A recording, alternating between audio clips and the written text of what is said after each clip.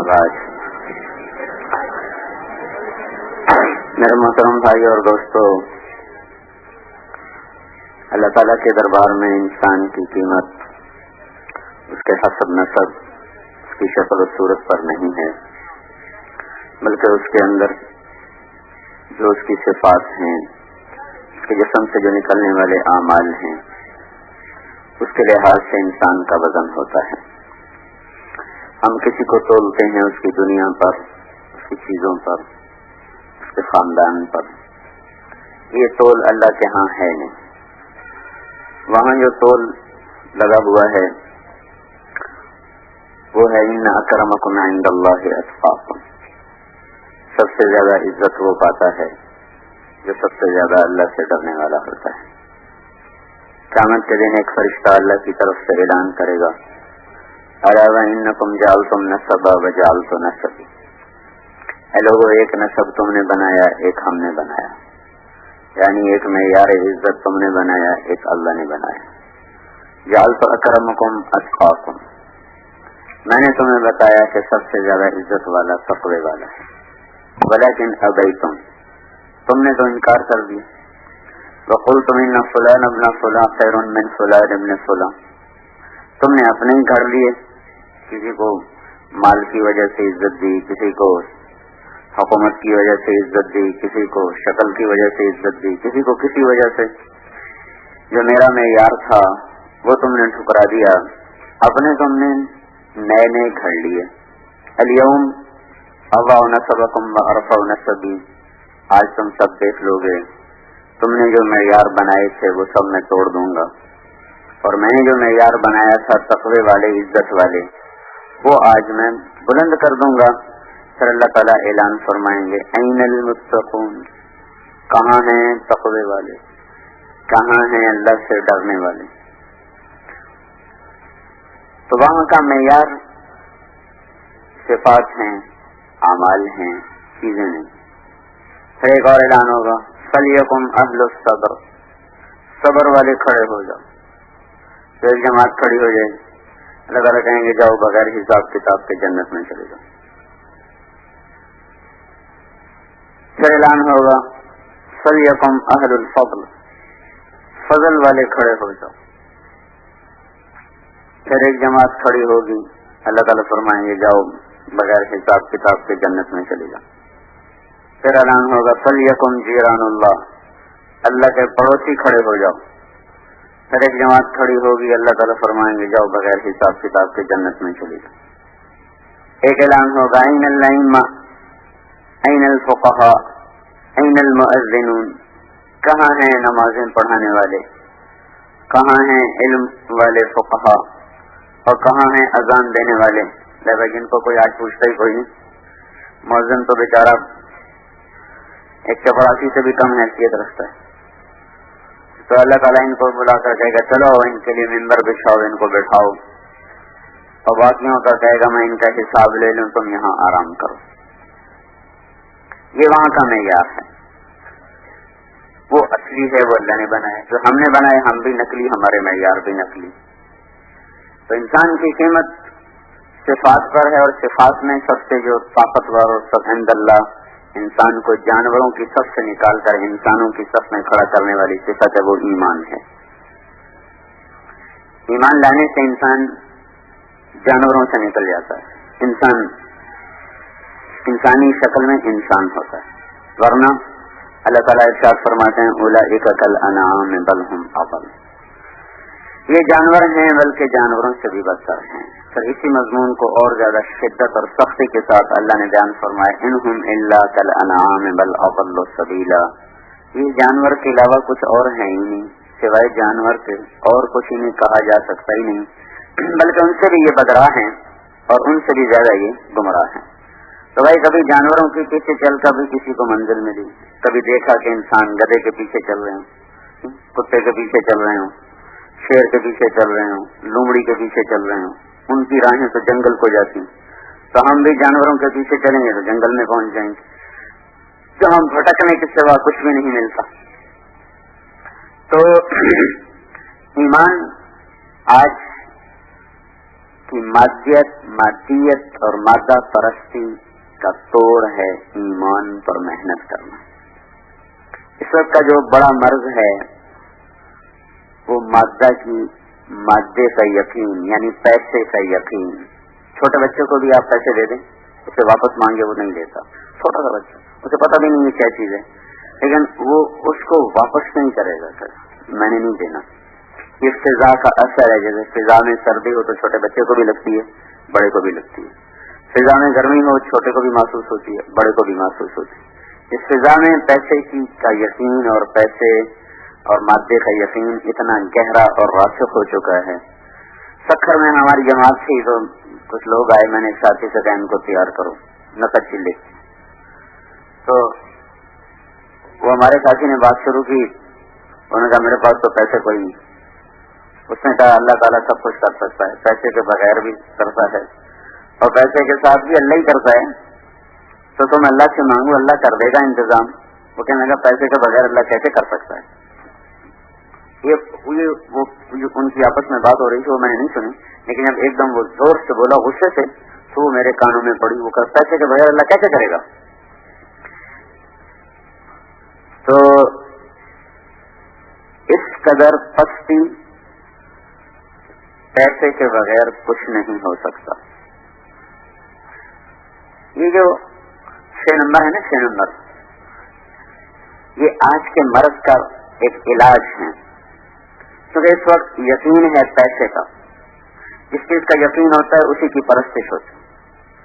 پیسے ہی کی پرستش ہے، اس کے لیے جھوٹ بولتے ہیں، اس کے لیے سود پر چلتے ہیں، اس کے لیے خیانت کرتے ہیں، اس کے لیے رشوت لیتے ہیں، اس کے لیے قتل کرتے ہیں. پھر اسی کو سیکھتے ہیں بڑے بڑے MBA کالج اور میڈیکل کالج اور ڈگری کالج اور فلاں کالج اور فلاں کالج. اس کے پیچھے ہے کیا؟ پیسہ ہے. اگر یہ اعلان ہو جائے کہ کسی ڈاکٹر کو نوکری نہیں ملے گی، جو جھاڑو دینا اچھی طرح جانے گا اس کو 2200 گریڈ ملے گا، سب جھاڑو پکڑ لیں گے. اگر یہ حکومت اعلان کر دے گا کسی ڈاکٹر کو ایک پیسہ نہیں ملے گا، کسی انجینئر کو ایک پیسہ نہیں ملے گا، کسی ماسٹر آف بزنس کو ایک پیسے کی نوکری نہیں ملے گی، جو نالیاں صاف کرنا اچھی طرح جانتا اس کو 1 لاکھ روپیہ مہینے کی تنخواہ ملے گی، یہ سارے لڑکوں کے ہاتھ میں جھاڑو ہوں گے. تو جو سیکھنا سکھانا ہے اس کے پیچھے بھی پیسہ محرک ہے. پھر سارا دن تذکرے بھی اسی کے ہیں. پھر پیسے کو وزن پر انسان کا وزن کیا جاتا ہے. پیسے کے وزن پر، چیزوں کے وزن پر انسان کا وزن کیا جاتا ہے. اسی کو مقصود بنا کے سفر کیے جاتے ہیں. اسی کی سارا دن بازاروں میں تبلیغ ہو رہی ہے، اسی کی سارا دن شہروں میں تبلیغ ہو رہی، دیہاتوں میں تبلیغ ہو رہی، سارے عالم میں تبلیغ ہو رہی ہے. تو ایک جو جڑ ہے مذہب، اس کے گرد یہ چند چیزیں انسان ان کو لے کر گردش کر رہا ہے.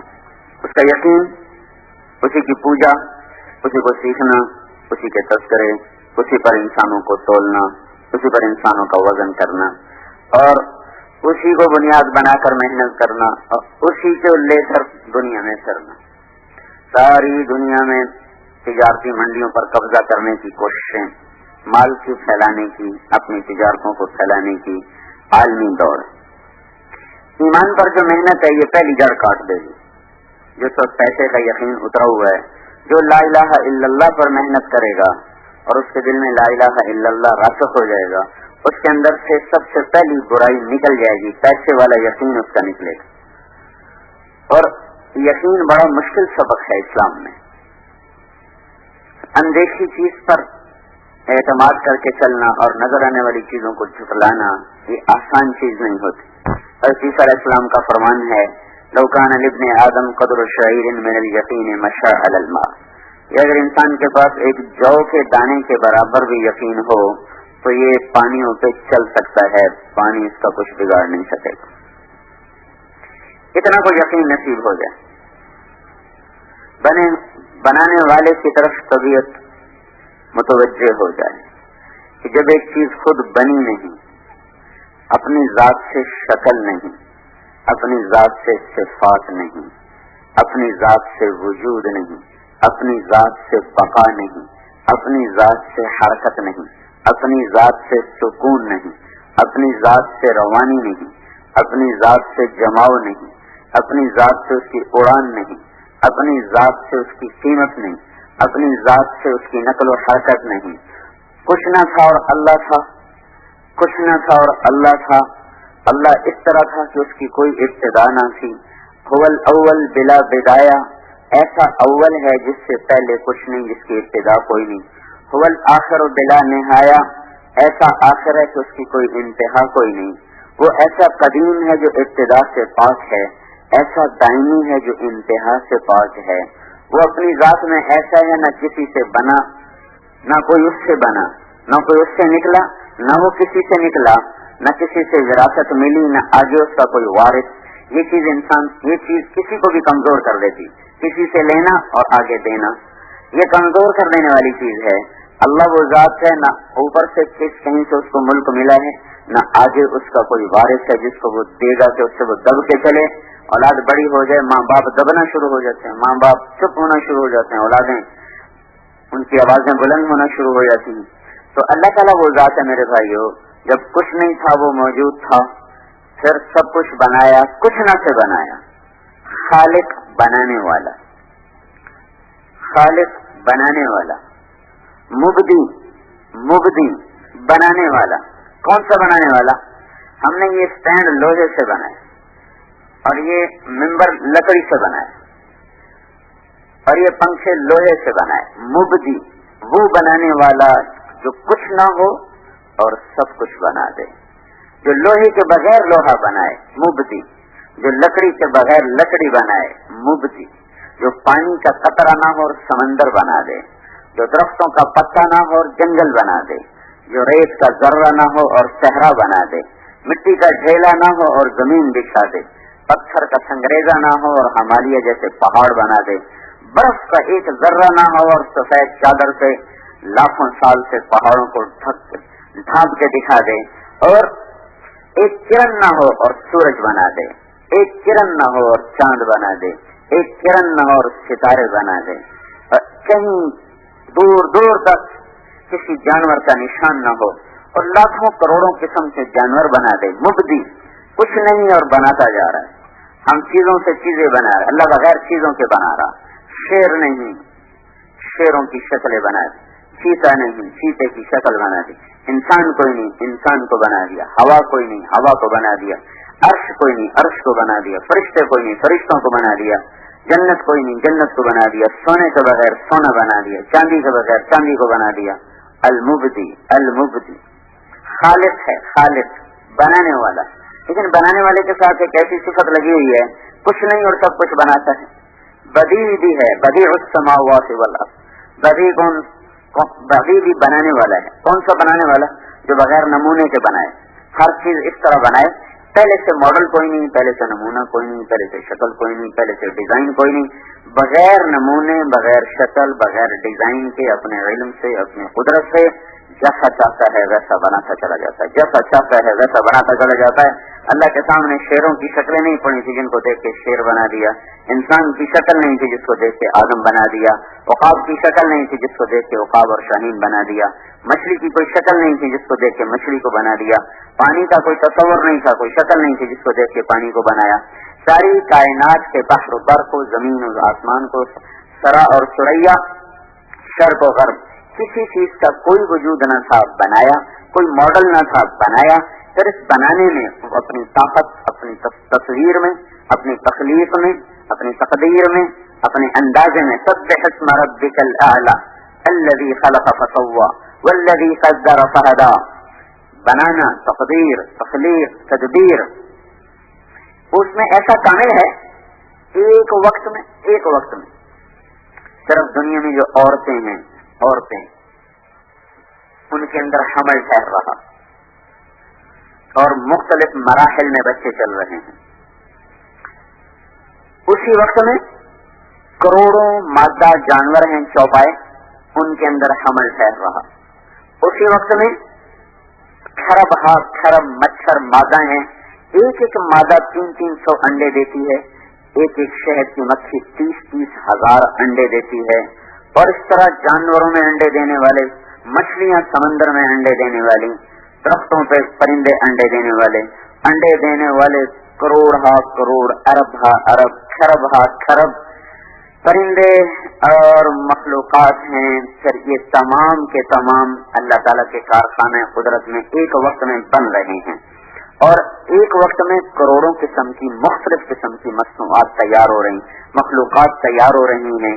ماں کے پیٹ میں کہیں بچہ بن چکا ہے، کہیں بن رہا ہے، کسی کے پیٹ میں آنکھ بن رہی، کسی کا ہاتھ بن رہا، کسی کے ناخن بن رہے، کسی کے پاؤں بن رہے، کسی کی کمر کی ہڈی بن رہی، کسی کا دل بن رہا، کہیں پھیپھڑے بن رہے، کہیں کان بن رہے، کہیں دماغ بن رہا، کہیں زبان بن رہی، اور کہیں ہاتھ بن رہا، کہیں اس کی انگلیاں بن رہی، کہیں کونی بن رہی، کہیں چھاتی بن رہی، کہیں سینہ بن رہا، کہیں پھیپھڑے بن رہے، کہیں آنکھیں بن رہی، کہیں جگر بن رہا، کہیں تلی بن رہی، کہیں مثانہ بن رہا، کہیں ٹانگیں بن رہی، کہیں ران بن رہی، کہیں گھٹنے بن رہے، کہیں ہڈیاں بن رہی، کہیں گوشت چڑھایا جا رہا، کہیں کھال لگائی جا رہی، کہیں آنکھوں میں رنگ بھرا جا رہا، اور اس کا ڈیزائن ایسا بنایا جا رہا ہے کہ دھرتی میں کوئی آنکھ ایسی نہ ہو، انگلی بنائی جا رہی ایسی بنائی جا رہی کہ دھرتی میں کسی کی کوئی انگلی ایسی نہ ہو۔ انگلی چھوڑو بھائی، یہ جو پورے ہیں پورے، ان پہ لگنے والی لکیریں بھی ایک جیسی نہ ہو۔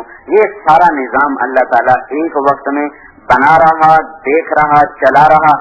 اسی کے ساتھ ساتھ خرب ہاتھ خرب انڈے پڑے ہوئے، ان سب پر اللہ کی تدبیر چل رہی، تقدیر چل رہی، تخلیق چل رہی، اللہ تعالیٰ کا نظام چل رہا۔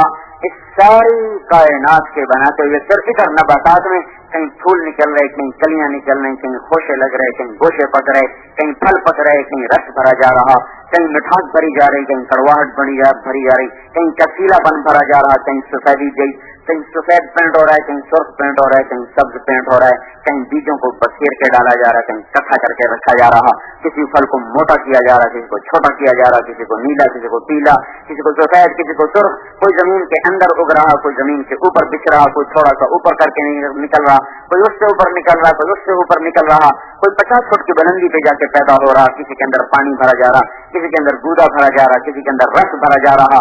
گنے کے اندر اللہ تعالیٰ شربت کی بوتلیں تیار کر کے پیک کر کے نکال رہا۔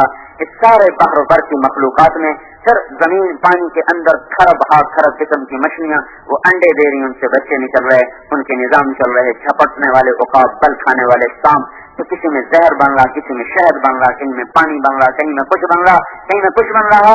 اللہ وہ ہستی ہے جو سارے کارخانے میں ایک دفعہ بھی خطا نہیں کھاتا، کہیں خطا نہیں کھاتا، ایک دفعہ بھی خطا نہیں کھاتا۔ مور کے انڈے سے مرغا نکلا ہے، مرغے سے بکرا نکلا ہے، بکرے سے کتا نکلا ہے، کتے سے بندر نکلا ہے، بندر سے فاختہ نکلا ہے، فاختہ کے انڈے سے کوئل نکلا ہے۔ اتنا جو نظام چل رہا ہے، کہیں تو کوئی خطا ہو، کہیں تو کوئی غلطی ہو، وہ اللہ ہے جو ساری کائنات کو بلا خطا بناتا ہے۔ خلقک فسواک فعدلک قدر فہدا، وہی ہے جو بنانے والا، وہی ہے پھر بنانے کے ساتھ اس کی چال بدلو، اس کی ڈھال بدلو، اس کی آواز بدلو، اس کا لہجہ بدلو، اس کی عادات بدلو، اس کی شکل بدلو، شکل سے شکل نہ ملے، آواز سے آواز نہ ملے، چال سے چال نہ ملے، عادات سے عادات نہ ملے، ان ساری چیزوں میں جدا جدا کر کے پیدا کرو، کہیں آپس میں جھگڑنے شروع ہو جاؤ، کہ میرا بیٹا، وہ کہ میرا بیٹا۔ ساری کائنات کی شکلیں جدا، رنگ جدا، ذائقے جدا، اور چال جدا، انداز جدا، پھر ان کے اندر ان کا علم بھرو، ان کی ضرورتوں کو بھرو۔ فاختہ نے کیا کھانا ہے اس کو پیدا ہوتے ہی سکھاؤ، مرغی کے انڈے سے، مرغی کے بچے نے نکلتے ہی کیسے کھانا کھانا ہے، کیسے دانا چگنا ہے، ہم تو اپنے بچوں کو 2.5 سال تک سکھاتے رہتے ہیں۔ مرغی کا بچہ انڈے سے نکلا ایسے ٹک ٹک ٹک ٹک ٹک ٹک دانا چگنا شروع کر دیا، ان کو تیرنا، مرغابی کے بچے کو انڈے سے نکالا، پانی میں ڈالا، اس نے تیرنا شروع کر دیا، سانپ کے بچوں کو نکالا، اس نے بل کھانا اور لہرانا شروع کر دیا۔ یہ سارا نظام ان کو دینا، ان کو سکھاؤ، ان کو کھلاؤ، ان کو پلاؤ، ان کو ان کا انداز دو۔ زہر سانپ نے بنانا ہے، کیسے بنانا ہے، پیچیدہ مشکل ترین عمل ہے، جس سے زہر بن کر اس کے جا کر یہاں گلینڈ میں جمع ہوتا ہے، وہ کھا رہا، وہی غذا ہے، یہی گھاس پھوس میں سے چیزیں کھینچ کے سانپ کھا رہا، کوئی کبھی وہ مینڈک کو پکڑ کے کھا گیا، کبھی چوہا پکڑ کے کھا گیا، اسی چوہے کو بلی نے کھایا تو زہر نہ بنا، اسی چوہے کو سانپ نے کھایا تو زہر بن گیا، اسی پانی کو بکری نے پیا تو اس کے پیٹ میں جا کے دودھ بن گیا، اسی پانی کو سانپ نے پیا، اس کے پیٹ میں جا کے زہر بن گیا، اسی پانی کو ہرن نے پیا، اس کے پیٹ میں جا کے مشک بن گیا، اسی پانی کو ریشم کے کیڑے نے پیا، اس کے اندر سے وہ ریشم بن کے نکلا۔ یہ ساری آیات و نشانیاں ہیں جو یہ بتاتی ہیں کہ ایک اللہ ہے جو اس کائنات کا مالک ہے، جو اس اللہ کو اپنے ساتھ لے لے گا اس کے سارے مسئلے حل ہو جائیں۔ اس وقت کی مادہ پرستی کا شافی علاج، کافی علاج لا الہ الا اللہ، اللہ پر اعتماد، اللہ پر یقین اور اللہ پر توکل. جو دل اللہ کی طرف پھر جائے گا، اللہ تعالیٰ کا پہلا فضل اس پہ یہ ہوگا کہ مخلوق سے اس کو بے نیاز کر دے. سالم بن عبداللہ بن عمر بیت اللہ کا طواف کر رہے تھے، حضرت عمر کے پوتے ہیں، بہت بڑے عالم تھے. تو ہشام بن عبد الملک بڑا بادشاہ تھا، تو وہ بھی بیت اللہ کا طواف کر رہا تھا. تو وہ کہنے لگا سالم سے کہ کوئی حاجت، کوئی ضرورت. تو وہ کہنے لگے اللہ کے گھر میں اللہ کو چھوڑ کے کسی اور سے مانگوں، بڑی چھوٹی بات. تو وہ سالم چپ، وہ ہشام چپ ہو گیا. جب طواف کر کے باہر نکلے، کہنے لگا آپ تو بتاؤ. کہنے لگے کیا بتاؤں؟ کا کوئی ضرورت بتاؤ. کہنے لگے دنیا کی بتاؤں آخرت کی بتاؤں؟ کہنے لگا دنیا کی بتاؤ، آخرت کی میں کیا کر سکتا ہوں؟ تو کہنے لگے ما سألت من یملکھا فکیف من لا یملکھا، دنیا تو کبھی دنیا کے بنانے والے سے نہیں مانگی، تجھ سے کیا مانگوں گا. قتیبہ بن بکار رحمۃ اللہ علیہ کی مجلس میں احمد بن طولون آیا کرتا تھا، ان کا درس ہوتا تھا، اس میں آ کے بیٹھا کرتا. احمد بن طولون مصر کا بادشاہ تھا. ہر سال 1000 دینار، 1000 دینار ہوتا تھا 4.5 ماشے سونے کا. 1000 دینار کی تھیلی سربا مہر لگی ہوئی، سرکاری مہر لگی ہوئی، ان کی خدمت میں ہدیہ پیش کرتا تھا. 18 برس ان کی خدمت میں آ کے بیٹھتا رہا اور ہر سال 1000 دینار کی تھیلی ان کی خدمت میں پیش کرتا رہا. اور یہ وہ دور تھا، 1 دینار ہوتا تھا 15 درہم کا، 1 دینار کے 15 درہم آتے تھے. اور اس زمانے میں، اس دور میں 300 درہم کے ساتھ ایک متوسط گھر آسانی سے سال گزار لیتا تھا. 300 درہم کے ساتھ ایک متوسط گھرانہ کشادگی سے سال پورا کر لیتا تھا. اس دور میں وہ دیا کرتا تھا 1000 دینار سالانہ. 18 برس کے بعد ایک فتوے میں ضرورت پڑ گئی ان کے دستخط کی.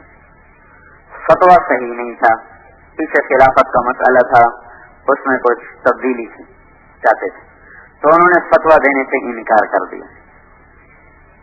تو وہ غصے میں کہنے لگا میرے پیسے واپس کرو، یا فتوے پہ دستخط کرو یا میرے پیسے واپس کرو. اب اسے خیال تھا کون پیسے رکھتا ہے 18 سال. انہوں نے کہا جی بہت اچھا. گھر گئے اور 18 کی 18 تھیلیاں، ان کی موریں بھی نہیں ٹوٹی تھیں، ویسے لا کر اس کے منہ پہ ماری. کہ صرف 18,000 پہ تو میرا ایمان خریدنا چاہتا ہے، صرف 18,000 پر سارا جہان بھی دے دے تو یہ کام نہ کروں. ہاں بھائی، آج کے غلامی ہے، پیسے کا یقین غلامی ہے، بدترین غلامی ہے. سنے تہذیب حاضر کے گرفتار، غلامی سے ہے بدتر بے یقینی. اللہ پر یقین کا اٹھ جانا اور مال اور جیب پہ یقین کا آ جانا، یہ بدترین غلامی ہے. تو بھائیو، اس کے توڑ میں ہے لا الہ الا اللہ کی دعوت اور لا الہ الا اللہ کی محنت. جتنا لا الہ الا اللہ دل میں راسخ ہوگا، اتنا محمد الرسول اللہ جسم پہ ظاہر ہوگا. کیونکہ لا الہ الا اللہ محمد رسول اللہ نے جوڑ دیا ہے. جب معراج سے حضور تشریف لے گئے تو اللہ تعالیٰ کے دربار میں عرض کیا، اللہ ابراہیم تو خلیل تھے اور موسیٰ کلیم تھے علیہ السلام، اور داؤد علیہ السلام کے لیے لوہا نرم تھا، اور سلیمان علیہ السلام کے لیے ہوا تابع تھی، اور عیسیٰ علیہ السلام کے لیے آپ نے مردے زندہ کیے. فماذا جعلت لی، میرے لیے کیا ہے؟ تو اللہ تعالیٰ نے فرمایا اولیس قد اعطیتک افضل من ذلک کلہ، آپ کو میں نے سب سے اعلیٰ چیز عطا فرمائی ہے. اللہ ذکرت الا ذکرت معی، قیامت تک آپ کا اور میرا نام اکٹھا رہے گا، جدا نہیں ہو سکتا. لا الہ الا اللہ کے ساتھ محمد رسول اللہ جڑ گیا ہے، اب یہ جدا نہیں ہو سکتا. قیامت تک یہ آپ کا اور میرا نام اکٹھا رہے گا. اور اس کے علاوہ یہ تو میں نے آپ کا نام اپنے نام کے ساتھ کر رہا ہے، اللہ ذکرت الا ذکرت معی، آپ کا نام میرے نام کے ساتھ لگ گیا. اور اس کے علاوہ شرحت لک صدرک ووضعت عنک وزرک ورفعت لک ذکرک وجعلتک فاتحا وخاتما، میں نے آپ کا سینہ کھولا، آپ کے بوجھ ہٹائے، آپ کے نام کو بلند کیا، آپ کو فاتح بھی بنایا اور آپ کو خاتم بھی بنایا. پہل بھی آپ سے ہو رہی ہے، انتہا بھی آپ پر ہو رہی ہے. انتہا تو سمجھ میں آتی ہے، پہل کیسے ہوئی؟ تو ابو ہریرہ رضی اللہ تعالیٰ عنہ سے مروی ہے، انہوں نے پوچھا یا رسول اللہ آپ کو نبوت کب ملی؟ متى وجبت لك النبوة، آپ کو نبوت کب ملی؟ تو اس کا ان کے سوال کے مطابق اس کا جواب تھا 40 سال کی عمر میں غار حرا میں. یہ اس کا جواب تھا ان کے سوال کے مطابق. لیکن جو آپ نے جواب دیا وہ بڑے آگے کی سطح کا جواب دیا. آپ نے فرمایا کن تو نبی بین آدم بین الروح والجسد. ابھی آدم علیہ السلام کی کہانی شروع ہی نہیں ہوئی تھی اور مجھے نبوت مل چکی تھی. اب کب ملی یہ تو اللہ ہی جانتا ہے. ابتدا تو ہے, کب ہے اللہ کے سوا کسی کو کچھ پتہ نہیں کب ہوئی. لا الہ الا اللہ کا رسوخ محمد رسول اللہ صلی اللہ علیہ وسلم کی زندگی کو لہلہا کر جسم میں, گھر میں, دفتر میں, دکان میں زندہ کرے گا. جتنا لا الہ الا اللہ کی جڑ لگے گی اتنا محمد رسول اللہ صلی اللہ تعالی علیہ وسلم والی زندگی وہ ظاہر ہونا شروع ہو جائے, وہ کھلنا شروع ہو جائے گی. کیونکہ جیسے دل اللہ کی عظمت سے خالی ہے ویسے ہی اللہ کے نبی کی عظمت سے خالی. اور اللہ تعالی ایک آیت میں موسیٰ علیہ السلام, ابراہیم علیہ السلام اور ہمارے نبی پاک صلی اللہ علیہ وسلم تینوں کا فرق بتایا ہے. موسیٰ علیہ السلام اللہ سے دعا کر رہے ہیں رب اشرح لی صدری, اللہ میرا سینہ کھول دے. اور اللہ ہمارے نبی کو بن مانگے فرما رہے ہیں الم نشرح لک صدرک, ہم نے آپ کا سینہ کھول دیا. موسیٰ علیہ السلام اللہ سے دعا کر رہے ہیں یسر لی امری, میرا کام آسان کر دے. اللہ ہمارے نبی کو بن مانگے فرما رہے ہیں ووضعنا عنک وزرک, ہم نے آپ کے بوجھ ہٹا دیے. ابراہیم علیہ السلام اللہ سے دعا کر رہے ہیں وجعل لی لسان صدق فی الاخرین, بعد کے لوگوں میں مجھے اونچا کر دے. اللہ ہمارے نبی کو بن مانگے فرما رہے ہیں ورفعنا لک ذکرک, ہم نے آپ کے نام کو بلند کر دیا. موسیٰ علیہ السلام اللہ کی طرف دوڑ کے آئے. اللہ تعالیٰ نے پوچھا دوڑ کے کیوں آئے ہو؟ ان کا عجلت الیک رب لترضی, اللہ میں دوڑ کے آیا ہوں تاکہ تو راضی ہو جائے. سارے جہان کو مطالبہ ہے اللہ تعالیٰ کا کہ مجھے راضی کرو, لیکن ہمارے نبی کے بارے میں اللہ تعالیٰ فرماتے ہیں وَلَسَوْفَ يُعْطِيكَ رَبُّكَ فَتَرْضَىٰ, میں آپ کو اتنا دوں گا کہ آپ راضی ہو جائیں, اتنا دوں گا کہ آپ راضی ہو جائیں. یہ آیت آپ کی شان میں سب سے زیادہ بلند ہے. پھر یہ فترضیٰ ہے, حتیٰ ترضیٰ نہیں, حتیٰ ترضیٰ. وَلَسَوْفَ يُعْطِيكَ رَبُّكَ حَتَّىٰ تَرْضَىٰ, اتنا دوں گا دیتا جاؤں گا کہ آپ راضی ہو جائیں گے. اور ایک وَلَسَوْفَ يُعْطِيكَ رَبُّكَ فَتَرْضَىٰ, ان دونوں میں بڑا فرق ہے. مثلا فقیر آیا ہے, ہم اس کو 4 آنے دیتے ہیں, کہتے نہیں یہ چھوڑیں. ہم اس کو 8 آنے دیتے ہیں, کہتے نہیں یہ چھوڑیں. پھر ہم اس کو روپیہ دے دیتے ہیں, یہ چھوڑیں. پھر ہم اس کو 10 روپیہ دیتے ہیں, کہتے واہ واہ واہ واہ, ہوں ٹھیک ہے. تھوڑے سے اس کے گمان سے تھوڑا دینا, پھر اس کے مانگنے پر بڑھاتے جانا, یہ تھا وَلَسَوْفَ يُعْطِيكَ رَبُّكَ حَتَّىٰ تَرْضَىٰ, میں آپ کو اتنا دوں گا کہ یہاں تک کہ آپ راضی ہو جائیں گے. وَلَسَوْفَ يُعْطِيكَ رَبُّكَ فَتَرْضَىٰ کا مطلب یہ ہے فقیر آ گیا, وہ تصور میں لے کے آیا ہوا ہے 10 روپے سے زیادہ میں اس میں کوئی نہیں دینے ہیں. آپ نے 100 روپے کا نوٹ نکالا اور اس کے ہاتھ میں پکڑایا. اس کا میں نے خود مشاہدہ کیا. ہماری جماعت کی پشاور میں ایک عرب شہزادہ میرے ساتھ تھا, تو فقیر آ گیا. ہم گاڑی میں بیٹھے دوسری مسجد میں جانے کے لیے, وہ مانگنے کے لیے آئے. اس کا منہ اوپر تھا اور ایسے مانگ رہا تھا. وہ چشمے تصور میں 1 روپیہ دیکھ رہا تھا, 1 روپیہ ہی دینا. تو میں کہا پتہ نہیں پشتوں میں کہہ رہا تھا بھائی اللہ کے نام دے دو, اللہ کے نام دے دو. تو اس نے جیب سے 100 روپے نہیں, یہ 84 کی بات, اس میں 100 روپے بہت زیادہ تھا. تو اس نے 100 نیچے نہیں دیکھ رہا تھا, اوپر ہی دیکھ رہا تھا. تو اس نے جب نوٹ پکڑا تو ایسے تو اس نے نیچے ایک دم جو اس کی نکلی نا پشتوں میں, اور پھر وہ بھاگا. وہ سمجھا کہ غلطی میں دے دیا کہ واپس نہ لے لے, بھاگا وہاں سے, پیچھے مڑ کے نہیں. پھر اس نے دیکھا اور میں نے کہا تو ہمارے فقیروں کا مزاج خراب کر رہا ہے. لیکن ہم تو 4 آنے دیتے تو انہیں 100 روپے دے دی. یہ ہے فترضیٰ. کسی کو پہلے لمحے پہلی ہی دفعہ اس کی سوچ تصور سے اتنا دے دینا کہ اس کی سوچ اور تصور سے بڑھ کر ہو, تو ایک دم وہ خوشی سے اچھل پڑے گا. تو یہ وَلَسَوْفَ يُعْطِيكَ رَبُّكَ فَتَرْضَىٰ, یہ جو فا کا لفظ ہے, فا یہ یہاں یہ معنی دے رہا ہے کہ میرے نبی جتنا بھی تو سوچ لینا, جب میں تجھے دوں گا نا تو اس سے بھی زیادہ دوں گا. خود ہمارے نبی کی سوچ کتنی زیادہ ہے. اللہ کے بعد اگر کسی کو علم ہے تو اللہ کے نبی کو. وہاں بن منبہ رحمت اللہ علیہ کا قول ہے کہ سارے بنی نوع انسان بشمول انبیاء کے اللہ تعالیٰ نے سارے نبیوں انسانوں کو جو عقل دی, جو علم دیا, اس کی مثال ہے ایک ذرے. جو ہمارے نبی کو علم اور عقل دیا اس کی مثال ہے ایک صحرا.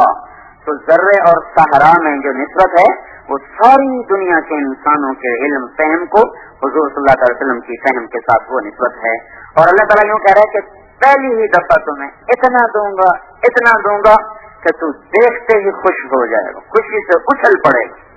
یہ خطربہ کا ترجمہ اگر یوں کیا جائے کہ میں آپ کو اتنا دوں گا کہ آپ خوشی سے اچھل پڑیں گے, تو یہ کوئی قاعدے کے خلاف نہیں ہے. خطربہ ایک دم بس آپ راضی ہو جائیں گے. یہ جو اللہ اپنے محبوب کو راضی کرنے کے لیے ایسے ناز نخرے برداشت کر رہا ہو, تو وہ ہم تو اس کے امتی ہیں, ان کے ہم اللہ کے بعد اگر کسی کا ہم پر احسان ہے تو اللہ کے نبی کا ہے. تو ان کے سانچوں میں, ان کے طریقوں میں ڈھل کے چلنا, یہ اللہ کے دربار میں عزت اور کامیابی کا راستہ ہے. پھر اس کے بعد ہے کہ لوگ ویسے ہیں کہ پجاری بنے پڑے ہیں تو اس کے توڑ میں نماز ہے کہ اللہ کی پوجا ہمیں آ جائے. ابھی ہم نماز پڑھتے ہیں, لیکن یہ وہ نماز نہیں ہے جو اللہ ہم سے چاہتا ہے. اللہ ہم سے جو نماز چاہتا ہے وہ ہے اقم الصلاۃ لذکری, میری یاد والی نماز ہو. جب اللہ اکبر کہو تو پھر اللہ کے سوا کوئی اس میں اور آنے نہ پائے, کسی اور کی طرف دھیان نہ جائے. ابن القیم رحمۃ اللہ علیہ نے اپنی کتاب مدارج السالکین میں نمازیوں کے 5 درجے لکھے کہ نمازی 5 طرح کے ہوتے. ایک نمازی وہ ہے جو کبھی 5 پڑھ لیتا ہے, کبھی 5 چھوڑ دیتا ہے, کبھی 2 پڑھ لیتا ہے, کبھی 3 پڑھ لیتا ہے. یہ جہنم میں جائے گا. المتہاون یہ ہے معاقب, یہ تو جہنم میں جائے گا.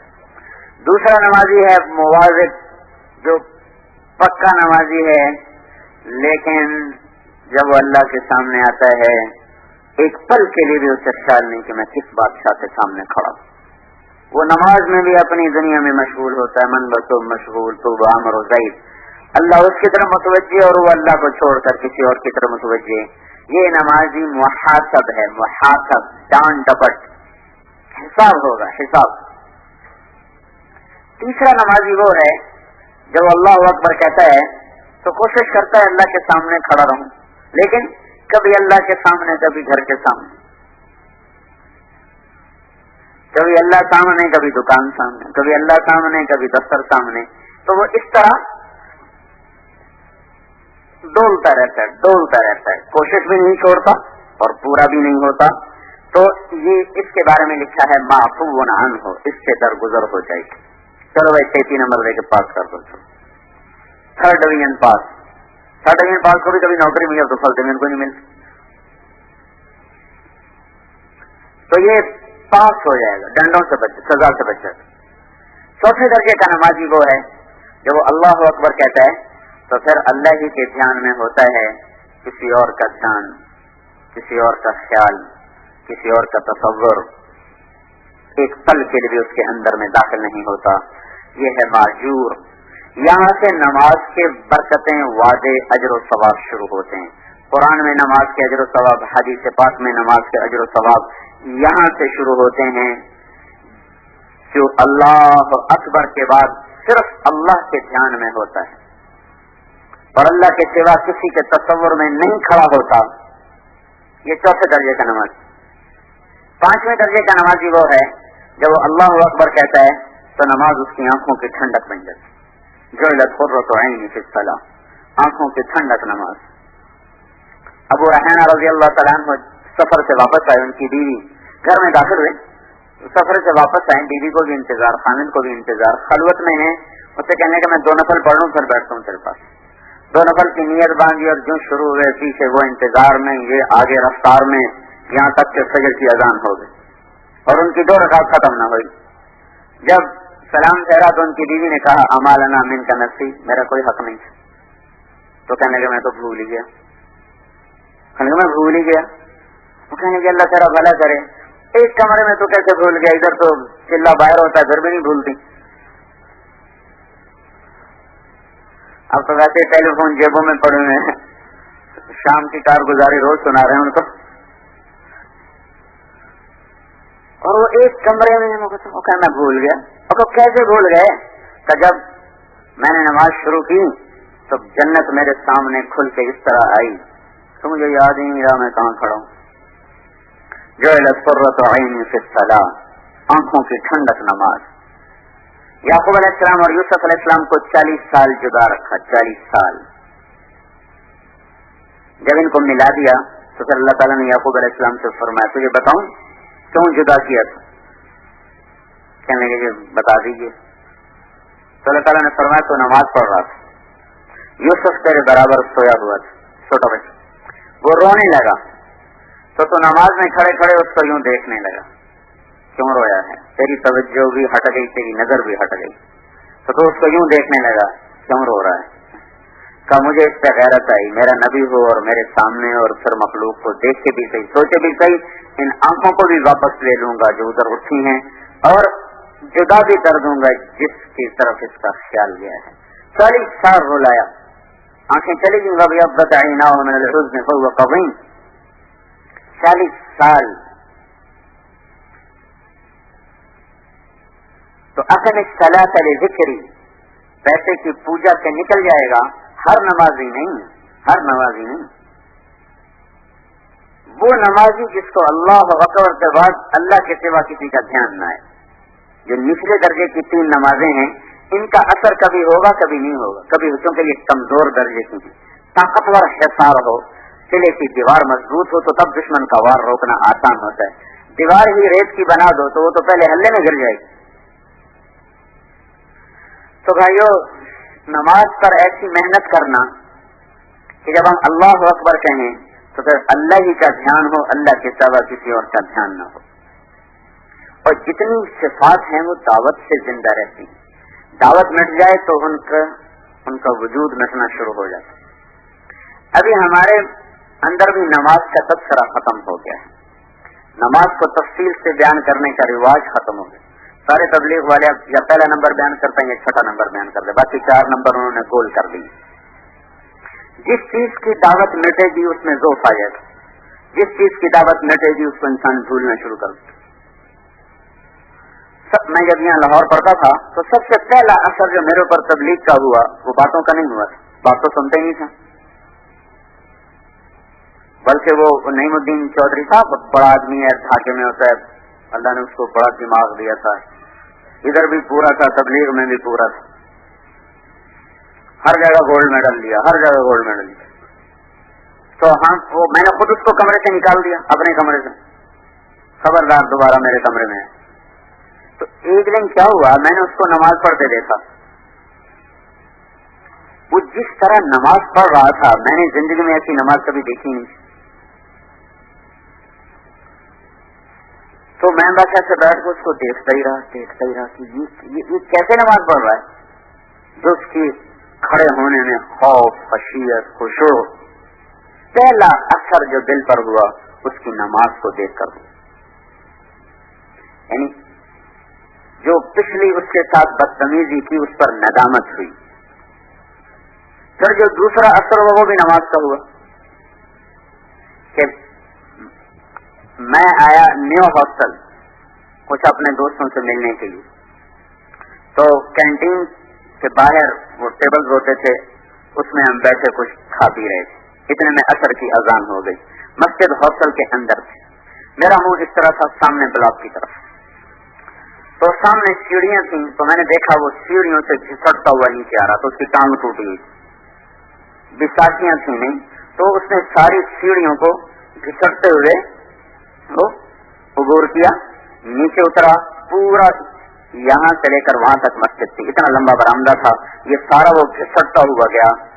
اور ہم ہنس رہے تھے, کھلکھلا رہے تھے. ایک دم جس پہ نظر پڑی تو چپ ہم, اور ہم اس کو دیکھ رہے, ہماری نظریں اس کا تعاقب کر رہے ہیں, اور وہ اسی طرح گھسٹتا ہوا گیا.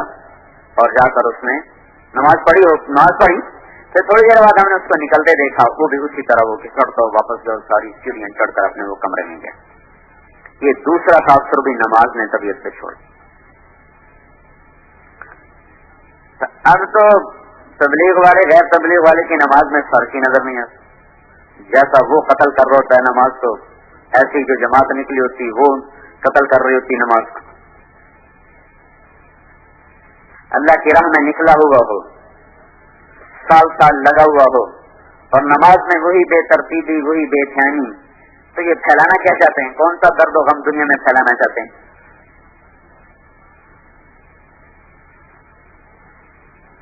ساری دنیا کے مسائل کی چابی ہے 2 نفل، 2 رکعت۔ اللہ کے نبی نے کر کے دکھایا، بتلا کے قم فصل فإن فی الصلاۃ شفاء۔ اٹھ ابو ہریرہ پڑھ نماز میں شفا ہے۔ 4 دن گزر گئے، گھر میں کچھ نہیں۔ 3 دن کا فاقہ تو آپ برداشت کیا کرتے تھے، 4تھا دن آ گیا، کچھ نہیں۔ عائشہ رضی اللہ تعالیٰ نے سے کہنے لگے اب تو اللہ سے مانگتا ہوں جا کے۔ تم کہاں گئے مانگنے؟ مسجد میں 2 رکعت کی نیت باندھی، ایک ستون کے پیچھے سلام پھیرا، پھر دوسرے ستون کے پیچھے نیت باندھی، پھر سلام پھیرا، پھر تیسرے ستون کے پیچھے۔ ستون بہت زیادہ تھے مسجد نبوی میں، کھجور کے، جگہ بدل رہے نفل پڑھ رہے، جگہ بدل رہے نفل پڑھ رہے۔ پیچھے سے حضرت عثمان رضی اللہ تعالیٰ آئے، انہوں نے پوچھا اللہ کے رسول کہاں ہیں؟ تو عائشہ نے فرمایا ما طعم آل رسول اللہ من 4 ایام شیئا، 4 دن ہو گئے پیارے رسول کے گھر میں کچھ بھی نہ تھا۔ نماز پڑھنے گئے، اللہ سے مانگنے گئے۔ عثمان رضی اللہ تعالیٰ نے رونے لگے، کہنے کہ مجھے کیوں نہ بتایا، عبد الرحمان کو کیوں نہ بتایا، ثابت بن قیس بن شماس کو کیوں نہ بتایا۔ پھر گھر گئے اور اونٹ بھر کے لائے، سامان اتارا رکھا، پھر دوبارہ گئے، جو پکانے میں دیر لگے گی، جو گھر میں پکا تھا وہ بھی لے گئے، سالن پکا تھا، روٹی پکی تھی، جو بھی پکا تھا اٹھا کے لا کے رکھا اور واپس چلے گئے۔ جب آپ نماز سے فارغ ہو کر واپس آئے تو آپ نے پوچھا بھائی کچھ آیا، کچھ ملا؟ تو عائشہ رضی اللہ تعالیٰ نے کہا اللہ تعالیٰ آپ کو خالی تو نہیں بھیج سکتے تھے، یہ دیکھیے کیا کچھ آیا پڑا ہے۔ واہ واہ، کون لایا؟ کہا کہ عثمان لائے۔ تو آپ نے ایک دم ہاتھ اٹھا کر کہا اللہ میں عثمان سے راضی ہوں، تو بھی اس سے راضی ہو جا، یا اللہ میں عثمان سے راضی ہوں، تو بھی اس سے راضی ہو جا، یا اللہ میں عثمان سے راضی ہوں، تو بھی اس سے راضی ہو جا۔ 3 دفعہ آپ نے ارشاد فرمایا۔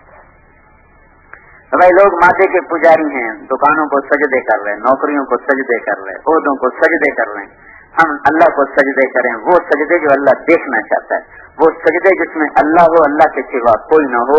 یہ محنت سے یہ چیز آتی ہے، بغیر محنت کے ہم صرف پڑھتے ہیں، نماز سے محنت کوئی نہیں ہماری۔ پھر دعوت بھی مٹ چکی ہے، اب نماز ایسے ہی چلتے چلتے تھوڑی سی بات کر جاتے ہیں بس۔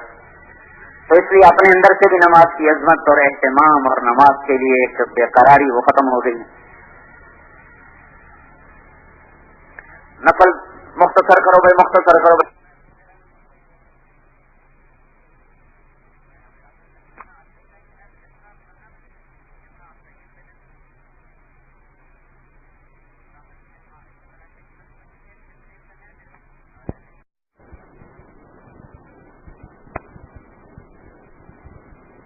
پانچ منٹ زیادہ بھی لگ گئے، اگر 5 منٹ زیادہ لگ گئے تو کون سی قیامت آ جائے گی؟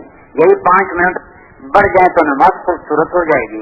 کیا پتا آپ کے گھنٹے کا کام اللہ تعالیٰ آدھے گھنٹے میں کروا دے۔ عائشہ رضی اللہ تعالیٰ نے فرماتی ہیں اتنے لمبے سجدے کرتے تھے کہ میں پیچھے بیٹھ کے رویا کرتی تھی، اتنا لمبا قیام کرتے تھے کہ میں پیچھے بیٹھ کے رویا کرتی تھی۔ پنڈلیوں سے خون نکل رہا ہے، وہ تو برم چڑھ گیا، کھڑے کھڑے خون کا پریشر بڑھتا ہے، پھول گئی، پھر پھٹنے لگی، پھر خون رسنے لگا، پھر اتنے لمبے سجدے کہ کبھی کبھی یہ خیال تھا کہ آپ کا انتقال ہو گیا۔ مسلم ابن یسار نے اتنا لمبا سجدہ کیا کہ دانت نکل کے سارے باہر آ گئے۔ عبداللہ بن زبیر فرماتے آج رات سجدے کی ہے، ساری رات سجدے میں گزار رہے تھے، آج رکوع کی ہے، ساری رات رکوع میں گزار رہے تھے، آج قیام کی ہے، ساری رات قیام میں گزار رہے تھے۔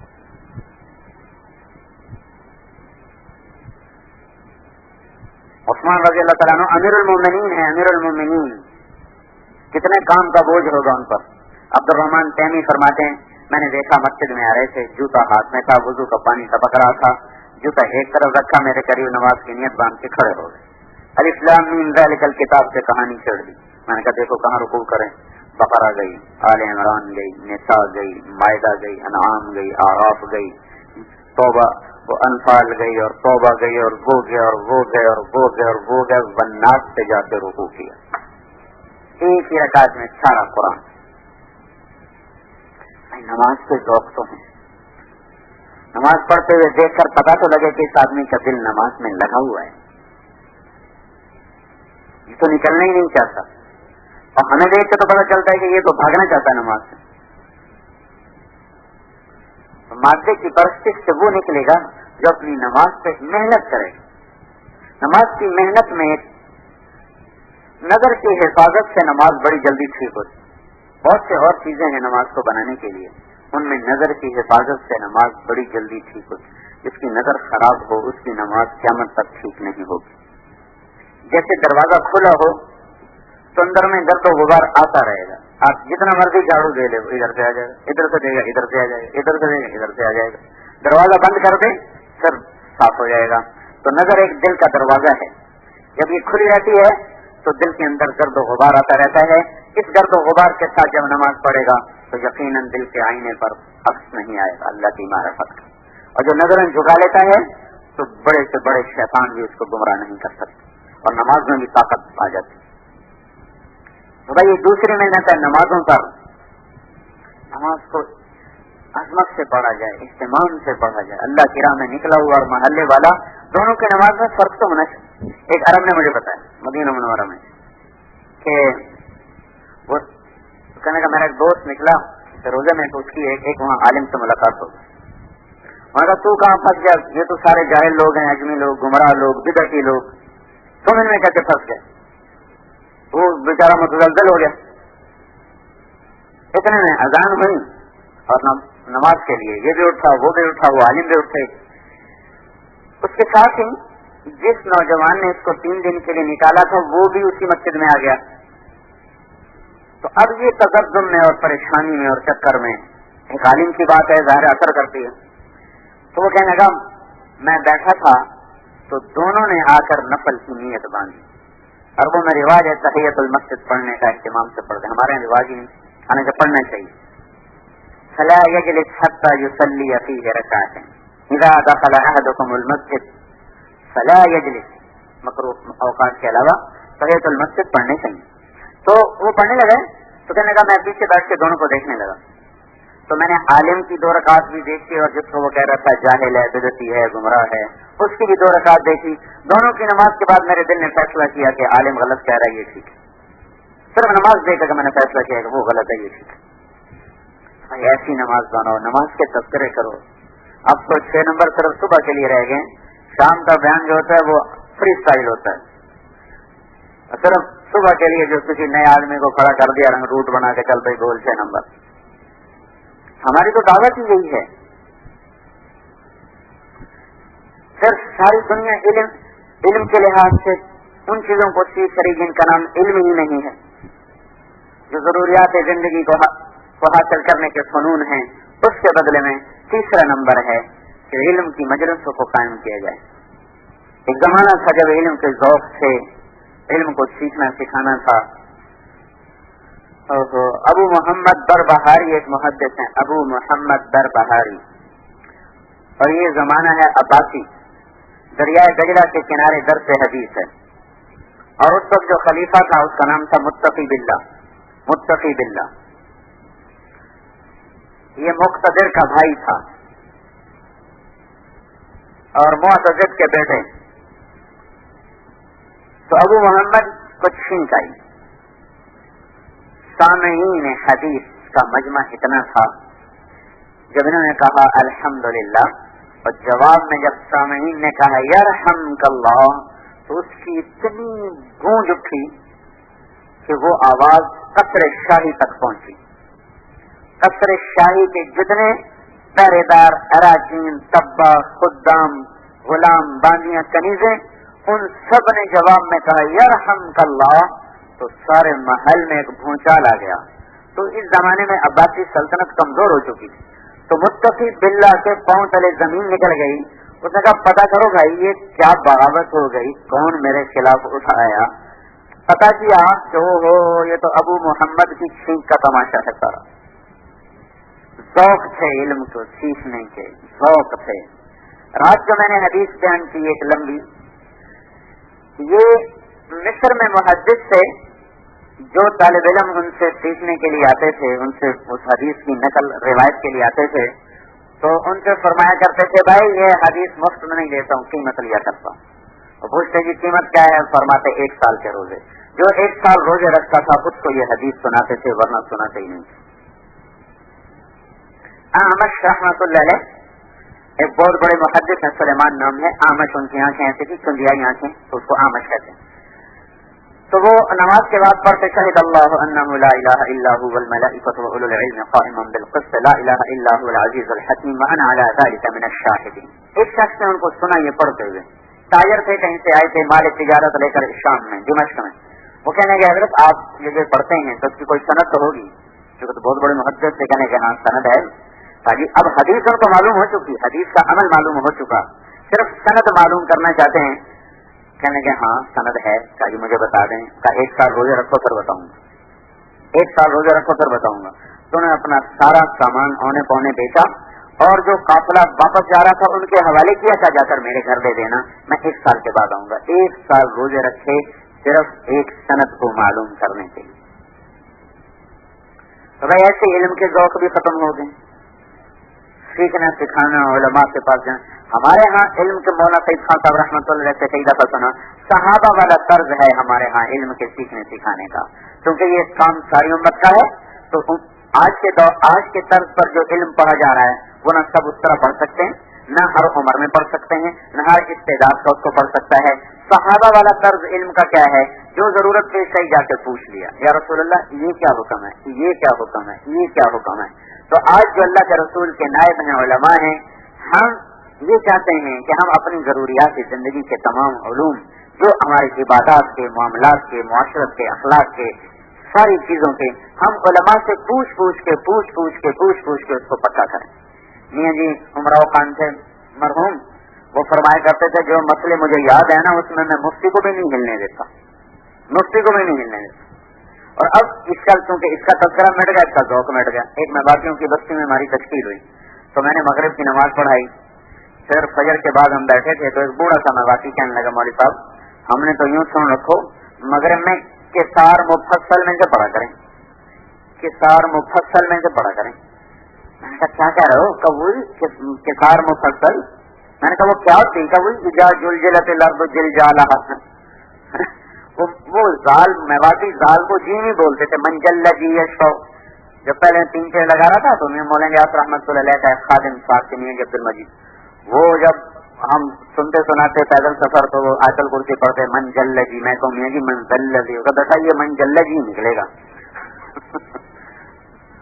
اب اس کو جلجلت الارض جلجالہا، لیکن اس کو مسئلہ پکا ہے یار. میں نے پڑھا تھا کہیں اور سے مغرب میں اذا زلزلت الارض سے لے کر آخر تک ان میں سے پڑھنا مستحب ہے. تو کہ ہم نے تو یوں سن رکھا، آپ نے تو کہیں اور سے پڑھا تھا. میں نے کہا میں یہ ادھورا سن رکھا، اتنا کسی اور جگہ سے پڑھ لو نا تو وہ بھی کسار مفصل ہی ہوتا ہے.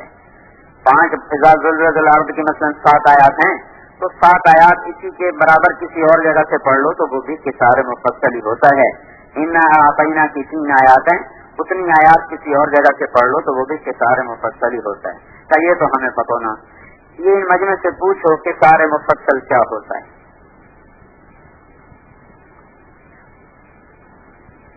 پھر بیٹھے تھے، ایک آدمی آیا، انہوں نے کہا جی میرا زمین تو میرے باپ کے نام ہے، کام سارا میں کرتا ہوں، کچھ اور میرے ذمہ میرے باپ کے ذمہ، میرے بولنے سے پہلے اسی کے ذمہ، جس کے نام زمین ہو اسی کے ذمہ، جس کے نام زمین ہو اسی کے ذمہ وہ شخص. پھر ایک کوئی قربانی والا مسئلہ لے کے آ گیا، جو کان کٹا ہے کہ جانور کا اتنا اس کا کیا مسئلہ، وہ بھی اس نے مجھ سے پہلے بتایا. جو چیزیں ہماری ذوق کی تھی، جو ہماری ضرورت تھی، ہم نے تو ان کو بھی سیکھنا چھوڑ دیا، کیونکہ علم کی دعوت مٹ چکی ہے. تیسرے نمبر کا تذکرہ بھی کوئی نہیں ہو تو میں نے تو پہلے کہا نا آپ کو، اب تبلیغ کا کام مختصر ہو گیا. پہلا نمبر 6 نمبر، باقی صرف گننے کے لیے.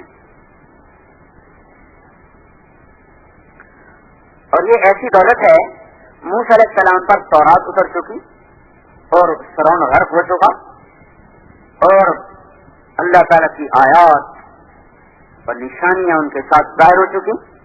اور صاحب کلام کلیم اللہ، صاحب تورات وہ کتاب ہے جو اللہ نے اپنے ہاتھوں سے لکھ کے زمین پر اتاری. کتب التوراۃ بیدہ.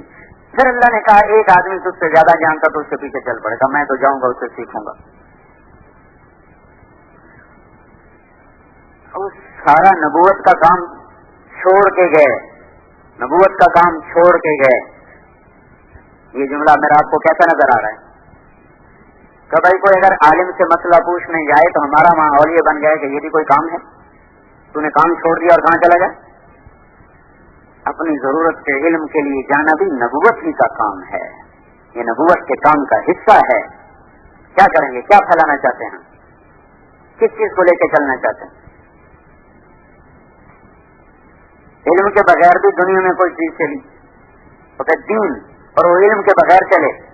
میرا مراد کوئی بڑا عالم بننا نہیں، جو ضروریات ہماری طرف متوجہ ہیں ان میں تو ہمیں علم ہونا چاہیے، وہ بھی کوئی نہیں ہمارے پاس۔ یہ کالج کے لڑکے ایم ایس سی کر جاتے ہیں، وضو کا نہیں پتا۔ ایک ہمارے ابا جی کے دوست بڑے ذمہ دار، بڑے ماہر زراعت والے، ان سے آ کر مشورے کیا کرتے تھے۔ زراعت والے خود بتا رہے کہ میں سفر میں تھا، مغرب کی نماز میں شریک ہوا، اب مجھے خیال آ رہا، جماعت کے ساتھ نماز پڑھ، کیا مجھے خیال آ رہا میں تو مسافر ہوں، تو 3 کو آدھا کیسے کروں؟ قصر کی نماز پڑھنی ہے، 1.5 تو ہو نہیں سکتی، تو کیا کروں؟ آخر جب امام قعدہ سے اٹھے تیسری رکعت کے لیے، کہنے لگے میں نے سلام پھیر دیا اور بیٹھ کے تسبیح پڑھنے لگا، اتنے میں جماعت نے بھی سلام پھیر دیا۔ ان کا میاں صاحب دونوں کی بڑی ہے، تو میں تو مسافر ہوں، ابھی ہو نہیں سکتی، 2 کر چڑی۔ یہ ذمہ دار کا علم ایسا علم رکھنے والا آدمی جس کے PhD لوگ آ کے مشورے کرتے تھے، ایسا جھاڑو پھیرا ہوا ہے، ذوق مٹ گئے۔ موسیٰ علیہ السلام اتنے بڑے مقام پر ہو کر یہ جا وہ جا اور کہنے لگے او امضی حقوبہ، مطلب ہے چاہے مجھے ساری زندگی بھی چلنا پڑے میں واپس نہیں آؤں گا جب تک کچھ سے مل نہ لوں۔ ساری امت کو چھوڑ کے چلے گئے کہ جب تک مجھے وہ مل نہ جائے میں نہیں واپس آؤں گا۔ آگے خضر علیہ السلام کے نخرے، ادھر بھوک لگی ہوئی تھی، وہ آتینا غداءنا، میں روٹی تو دے، ارأیت اذ اوینا الی الصخرہ، وہ جو میں تو وہیں بھول گیا، پھر وہاں سے واپسی ہوئی، بھوک لگی ہوئی، خضر علیہ السلام کو سلام کیا، انہوں نے سلام کا جواب ہی نہیں دیا۔ سلام کا جواب نہ دو آدمی ویسے ہی اریٹیٹ ہو جاتے ہیں، سلام کا جواب نہیں۔ موسیٰ علیہ السلام نے سلام کیا تو انہوں نے سر کے اوپر کپڑا لیا ہوا تھا، جواب دینے کی بجائے کہنے لگے انا بعرضک السلام، یہ مجھے سلام کرنے کون آ گیا؟ الٹا، یہ کتنا چبھنے والا جملہ ہے، یہ مجھے سلام کرنے کون آ گیا؟ تو کہنے لگے میں موسیٰ ہوں، تو کون موسیٰ؟ بنی اسرائیل والا؟ کہ جی ہاں بنی اسرائیل والا۔ پھر سر سے کپڑا اتارا، آئے کیوں ہو؟ هل اتبعک علی ان تعلمنی مما علمت رشدا، هل اتبعک، اس میں تواضع کی انتہا ہے، علی ان تعلمنی مما علمت رشدا، میں آپ کی غلامی میں آنا چاہتا ہوں، کوئی تنخواہ نہیں، کوئی معاوضہ نہیں، کوئی صلہ نہیں، صرف ایک چیز چاہتا ہوں کہ آپ مجھے کچھ علم سکھا دیں، اعلیٰ شرط کے لیے کہ جناب میں آپ کا بلا مشروط غلام، بلا تنخواہ نوکر، بلا تنخواہ، اتنا بڑا عظیم۔ کہ خضر علیہ السلام کے بارے میں دونوں قول ہیں، نبی ہیں نبی نہیں، دونوں قول ہیں، لیکن زیادہ صحیح جو ہے وہ نبی سے، کیونکہ کوئی ولی الہام پہ قتل نہیں کر سکتا، کوئی ولی مجھے الہام ہوا اس کو قتل کر دو، یہ ولی نہیں کر سکتا، یہ صرف نبی ہی کر سکتا ہے۔ بچے کوئی قتل کر دیا تو یہ الہام پہ نہیں ہو سکتا، یہ صرف ولی کے ساتھ ہو سکتا ہے، لیکن ہیں تو موسیٰ علیہ السلام سے چھوٹے درجے کے، آگے انہوں نے بڑا نخرہ کیا، جا تو کہاں پڑھے گا، انک لن تستطیع معی صبرا، تو پڑھ سکتا ہے؟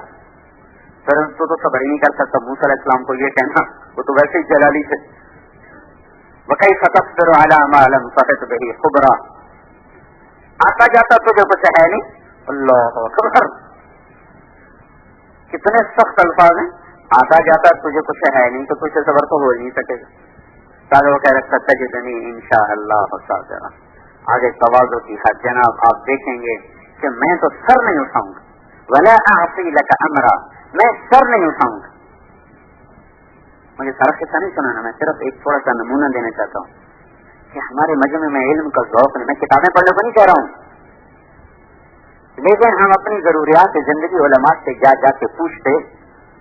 مفتی ممتاز صاحب رحمۃ اللہ علیہ ہوتے تھے جامعہ شرقیہ میں، تو ہمارا امتحان لینے آیا کرتے تھے 70 کی دہائی میں، ایک دن میں گیا کچھ پوچھنے، مسائل فرمانے لگے، ہمیں تو مسائل تبلیغ والوں نے یاد دلائے، ورنہ ہم تو صرف نکاح، طلاق، اس میں اور میراث، اسی میں مسئلے آتے تھے، فلانے نے طلاق پہ گئی کون کی کرنا، فلانے کی مر گیا اس کی وراثت تقسیم کرنی کیا کرنا، جتنے باقی مسائل ہیں وہ تو ہم سے کوئی پوچھتا ہی نہیں تھا، تو ہم بھی بھولے پڑے تھے. یہ تو تبلیغ والوں نے پوچھ کے ہمارے وہ سارے ہمارا وہ علم مستحضر کر دیا، وہ علم تازہ کر دیا. یہ ذوق زندہ ہوں اپنی زندگی کا ضروریات کا علم سیکھتے ہوئے چلیں، دیکھتے ہوئے چلیں، ایسے ہی نہ بس اندھا دھند چلے، کچھ بھی نہیں پتا اور بس چلے جا رہے، کیسے منزل طے ہوگی. مولانا صاحب رحمۃ اللہ علیہ نے فرمایا مجھے ڈر ہے علم اور ذکر کی کمی سے آوارہ گردی نہ بنا دے، یہ کہیں آوارہ گردی نہ ہو جائے. علم تو حدود بتاتا ہے، میری حد کیا ہے، طریقہ کیا ہے، زندگی کا بسر کیسا ہے. جو مخلوق کے تذکروں کو مٹانے کے لیے ہے ذکر، تنہائیوں کا ذکر، اللہ کی یاد. اس طرح اللہ تو دیکھو یہ نا ذاق عمل ایمان من رضی باللہ ربا وبالاسلام دینا ومحمد نبیا. یہاں اللہ تعالیٰ کے نبی نے ایمان کو ایک کھانے سے تشبیہ دی ہے، کیونکہ ذائقہ کھانے کا ہوتا ہے، پینے کا ہوتا ہے، مادی چیز معنی چیز کا ذائقہ نہیں ہوتا، مادی چیزوں کا ذائقہ ہوتا ہے. تو یہاں اللہ تعالیٰ کے نبی نے کھانے کو، ایمان کو کھانے سے تشبیہ دی ہے، ایک مزیدار کھانے سے تشبیہ دی ہے. تو اس سے یہ معلوم ہوا کہ اللہ کے ذکر کا ایک ذائقہ ہے، ان یکون لسانوں کا رطبا بذکر اللہ. یہ بھی جو لفظ رطب ہے یہ بتا رہا ہے کہ اللہ کی یاد میں بھی ایک لذت ہے، ایک حلاوت ہے. یہ چلتی پھرتی تصویر سے نہیں آتی. تنہائیوں میں بیٹھ کے جو اللہ کے ذکر کرتے ہیں اللہ تعالیٰ ان پر اس کی حلاوت کو کھولتا ہے. وہی تنہائیوں کا ذکر ہے، یہ تو آخری درجہ، تیسرے کلمے کی تصویر، درود شریف کی تصویر، استغفار کی تصویر، تو زیادہ کی تو حد ہی کوئی نہیں. ایک ہی تو عمل ہے جس کی کوئی حد نہیں. اذکروا اللہ ذکرا کثیرا، ذکر کرو، کثرت کے ساتھ کرو، کثرت کے ساتھ کرو. جتنا کثرت سے کرے گا، الذاکرین اللہ کثیرا والذاکرات، آخری کامیابی کی نشانی جو اللہ تعالیٰ نے بتائی ہے، کثرت سے ذکر کرنے والے مرد عورتوں کے لیے بڑے اونچے درجات ہیں. ایک خاص دروازہ ہے جو ذکر والوں کے لیے اللہ نے رکھا ہے. اس میں ایک مٹھاس ہے، اس میں ایک مٹھائی کی طرح، پانی کی طرح، شہد کی طرح، کھانے کی طرح ایک حلاوت ہے، ایک لذت ہے. اللہ تعالیٰ کھول دیتا ہے، نصیب فرما دیتا ہے کن کو؟ جو اس کو تنہائیوں میں بیٹھ کے کرنے کے عادی بن جاتے. تو اس لیے بھائیوں، تنہائیوں میں بیٹھ کر اللہ کا ذکر یہ ہمارے مخلوق کے تذکروں سے ہماری جان چھڑا دیتا. پھر میں نے کہا تھا مخلوق کی بنیاد پر ہی وزن کرتے ہیں دوسرے کا. اس کے لیے اللہ نے ہمیں چوتھا نمبر کی محنت کہ مسلمان کی عزت کریں اسلام کی بنیاد پر. تبلیغ میں نہیں، اسلام میں دو باتیں مشکل ترین ہیں. تبلیغ، اسلام، دین، علم، جو بھی نام دیں، دو باتیں مشکل ترین ہیں. ایک اللہ پر یقین اور ایک اچھے اخلاق. ابن ابی الدنیا رحمۃ اللہ علیہ نے ایک روایت نقل کی ہے، ما نزل من السماء شیء اقل من الیقین وما قسم للناس شیء اقل من الحلم. اللہ تعالیٰ نے آسمان سے یقین بہت تھوڑا اتارا اور اللہ تعالیٰ نے اچھے اخلاق بہت تھوڑے تقسیم کیے ہیں. حلم اخلاق کی انتہا کا نام ہے. اللہ تعالیٰ نے جب اسماعیل علیہ السلام کی خوشخبری دی تو ارشاد فرمایا فبشرناہ بغلام حلیم. جب اسحاق علیہ السلام کی خوشخبری دی تو اللہ تعالیٰ نے فرمایا فبشرناہ بغلام علیم.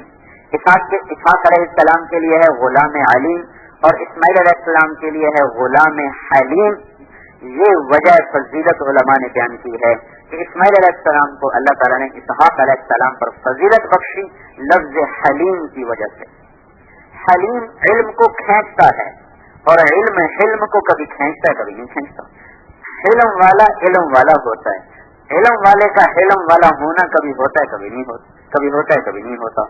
تو اچھے اخلاق اور صحیح یقین یہ دو مشکل ترین چیزیں ہیں. یہ بازار میں تھوڑی ہیں، تھوڑی چیز کی قیمت بڑھ جاتی ہے، یہ بازار کا اصول ہے. جو چیز بازار میں کم ہوگی اس کی قیمت بڑھ جائے گی، جو چیز بازار میں عام ہوگی اس کی قیمت گھٹ جائے گی. اسلام کی منڈی میں، تبلیغ کے بازار میں، دین کے بازار میں اچھے اخلاق اور اللہ پر یقین یہ دو صفتیں بڑی تھوڑی پڑی ہوئی ہیں. یہ تھوڑی محنت سے نہیں حاصل ہوں گی، یہ جو زیادہ محنت کریں گے، جو زیادہ جان کھپائیں گے، اللہ ان پر ان دو چیزوں کا فیضان فرمائے گا۔ پھر ان دونوں میں میرے بھائیو یقین کی کمی چھپ جاتی، اخلاق کی کمی چھپتی نہیں۔ یقین کی کمی پہ پردے ڈل جاتے ہیں، اخلاق کی کمی پہ پردے نہیں ڈلتے۔ یقین کی کمی کا نقصان اپنی ذات کی حد تک ہے، اخلاق کی کمیوں کا نقصان اپنی ذات کو بھی ہے اور اپنے ساتھ چلنے والوں کو بھی ہے۔ اخلاق کا بگاڑ معاشرے کو آگ لگا دیتا ہے، گھروں کو آگ لگا دیتا ہے، کیونکہ برتاؤ ایک ایسی چیز ہے کہ اللہ تعالیٰ اپنے نبی سے کہہ رہا، لو كنت فظا غلیظ القلب لانفضوا من حولك، اگر آپ کی طبیعت میں سختی ہوتی، اگر آپ کی طبیعت ڈانٹ ڈپٹ والی ہوتی تو یہ جان نثار صحابہ جن سے افضل نہ زمین نے دیکھے، نہ آسمان نے دیکھے، نہ کائنات نے دیکھے، جن کے بارے میں اللہ نے دنیا میں کہہ دیا کلن وعد اللہ الحسنى، ان سب کے لیے میری طرف سے جنت کا وعدہ ہے، دھرتی پہ زندہ رہتے ہوئے جن کو جنت کی بشارت ملی۔ تو اور پھر ابو بکر فی الجنہ، عمر فی الجنہ، عثمان فی الجنہ، علی فی الجنہ، طلحہ فی الجنہ، الزبیر فی الجنہ، سعد بن ابی وقاص فی الجنہ، ابو عبیدہ بن الجراح فی الجنہ، عبد الرحمن بن عوف فی الجنہ، سعید ابو الاعور فی الجنہ۔ اس طرح بشارتیں ایک ایک کا نام لے کر آپ نے کہا ابو بکر جنتی، عمر جنتی، عثمان جنتی، علی جنتی، آخر تک یہ جنتی وہ جنتی۔ بدر والوں کو اللہ تعالیٰ نے کہہ دیا جو مرضی کرو تمہاری بخشش ہو گئی، حدیبیہ والوں کو اللہ تعالیٰ نے کہہ دیا ان میں سے ایک بھی دوزخ میں نہیں جا سکتا، اور سارے صحابہ کے بارے میں اللہ تعالیٰ نے کہہ دیا ہماری طرف سے جنت ان کا وعدہ۔ ایسے اعلیٰ لوگوں کے بارے میں اللہ تعالیٰ کہہ رہا ہے اگر آپ ڈانٹ ڈپٹ کرنے والے ہوتے، اگر آپ کے اخلاق سخت ہوتے تو یہ آپ کو چھوڑ جاتے، آپ سے دور ہو جاتے، آپ سے دور ہو جاتے۔ یہ آپ کے اخلاق سے جس نے جوڑ دیا ان کو، کمال تھی، کبھی آپ نے کسی کا نام لے کر اس کو نہیں ڈانٹا، کبھی کسی کی کمی کا نام لے کر اس کو ممبر سے نہیں اچھالا، کبھی کسی کا نام لے کر آپ نے مجلس میں اس کو نہیں درست کی، کبھی ما بال اقوام، ما بال اقوام۔ اور میں نے یہ واقعہ میں نے حدیث میں نے پڑھی تھی، لیکن کچھ عرصہ پہلے دوبارہ پڑھی تو کمال ہے، کمال، کچھ ایسا میں بھولا ہوا تھا، کچھ یاد تھا۔ بنو اشری قبیلہ سے آپ کو گلا تھا، یہ بڑے علماء تھے، ان کے قریب دیہاتی تھے، ان کو سکھاتے نہیں تھے، تو آپ نے ارشاد فرمایا ما بال اقوام یتعلمون ولا يعلمون، لوگوں کو کیا ہوا سیکھتے ہیں سکھاتے نہیں۔ یہ بات کہہ کر آپ ممبر سے اتر گئے، آپس میں لوگوں کی بات چلی کس کو کہا ہے، پتہ ہی کوئی نہیں کس کو کہا ہے، اور اگر اللہ کے نبی نام لے کر بھی کہہ دیتے تو لوگ پروانہ وار فدا تھے، لیکن اتنی محبتوں کے باوجود آپ نے یہ نہیں نام لے کر کہو، کبھی نہیں کبھی نہیں کبھی نہیں۔ اگلے دن آپ ممبر پہ تشریف فرما ہوئے، ما بال اقوام، کیا ہوا لوگوں کو سیکھتے ہیں سکھاتے نہیں، اور یہ کہہ کر خاموش ہو۔ اگلے دن بات چلی، پھر آپ نے کہا ما بال اقوام۔ اب 3 دن سے یہ آپس میں چرچے بھائی کس کو کہہ رہے ہیں کس کو کہہ رہے ہیں، آخر میں یہ بات سامنے آئی آپس کے صلاح مشورے سے، یہ معلوم ہوتا ہے اشعری قبیلے کو کہہ رہے ہیں کیونکہ وہی زیادہ پڑھے لکھے ہیں۔ تو ابو موسیٰ اشعری، یہ اتنا حصہ میں بھول گیا تھا، یہ پچھلا یاد تھا۔ ابو موسیٰ اشعری رضی اللہ تعالیٰ عنہ حضور کی خدمت میں اندر خلوت میں حاضر ہوئے۔ اب ابو موسیٰ اور حضور ہیں، تیسرا آدمی کوئی نہیں۔ آپ نے کہا، انہوں نے عرض کی یا رسول اللہ آپ ہمیں کہہ رہے ہیں، آپ ہمیں کہہ رہے ہیں، اب تو کوئی تیسرا نہیں تھا، آپ کہہ سکتے تھے تمہیں کہہ رہا ہوں۔ آپ نے کہا ما بال اقوام یتعلمون ولا يعلمون، تو یا رسول اللہ آپ ہمیں کہہ رہے ہیں، آپ ہمیں کہہ رہے ہیں۔ پھر حضور نے کہا ما بال اقوام یتعلمون ولا يعلمون، کیا ہوا لوگوں کو سیکھتے ہیں سکھاتے نہیں۔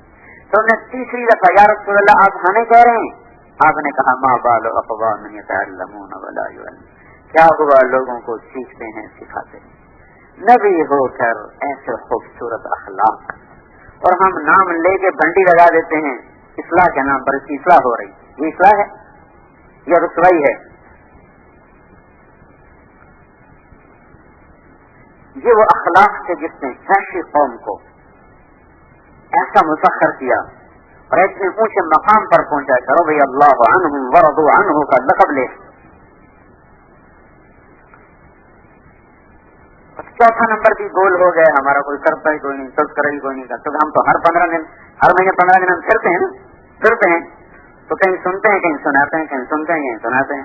चौथा नंबर वैसे ही अब छुट्टी हो गया है।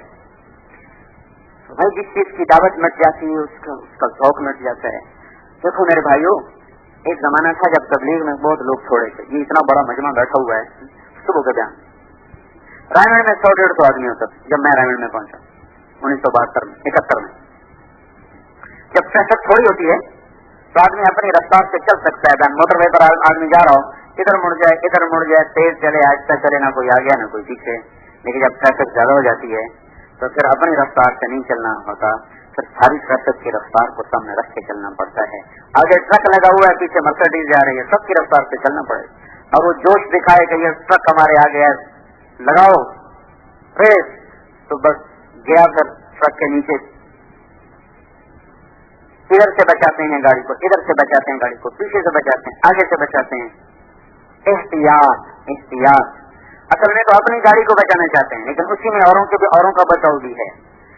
अल्लाह ने एक मजमे का रुजू कर दिया है, कसरत के साथ मजमा आ रहा है, हमारी तबीयतों में इस्तिग़ना पैदा हो रहा है। मजमा मकसूद नहीं, तो और क्या मकसूद है? मक्खन कहाँ से निकलता है? दही से तो मक्खन निकलता है। जितना ज्यादा दही होगा उतना ज्यादा मक्खन निकले। तो मजमे का कदर, उसका एहतराम, आने वाले की इज्जत, आने वाले का एहतराम, ये तबीयतों से निकल गया, घरों से निकल गया। बेटा बाप का गिरबान पकड़ रहा है, बेटा जिस बदबख्त को इसने जना, इसके पेशाब धोए, इसके पखाने धोए, इसको लिए अस्पतालों में फिरा, वो बाप को गालियां दे रहे, माँ को गालियां दे रहे हैं। एक माँ की कोख से जन्म लेने वाले बच्चे, एक छाती का दूध पीने वाले, एक गोद में सोने वाले, एक थाली में खाने वाले, एक प्याले में पानी पीने वाले, एक चारपाई पर बरसों बाहों में बाहें डाल के सोने वाले, चंद पैसों पर एक दूसरे से ऐसे मुतनफ्फर हैं कि गोली मार।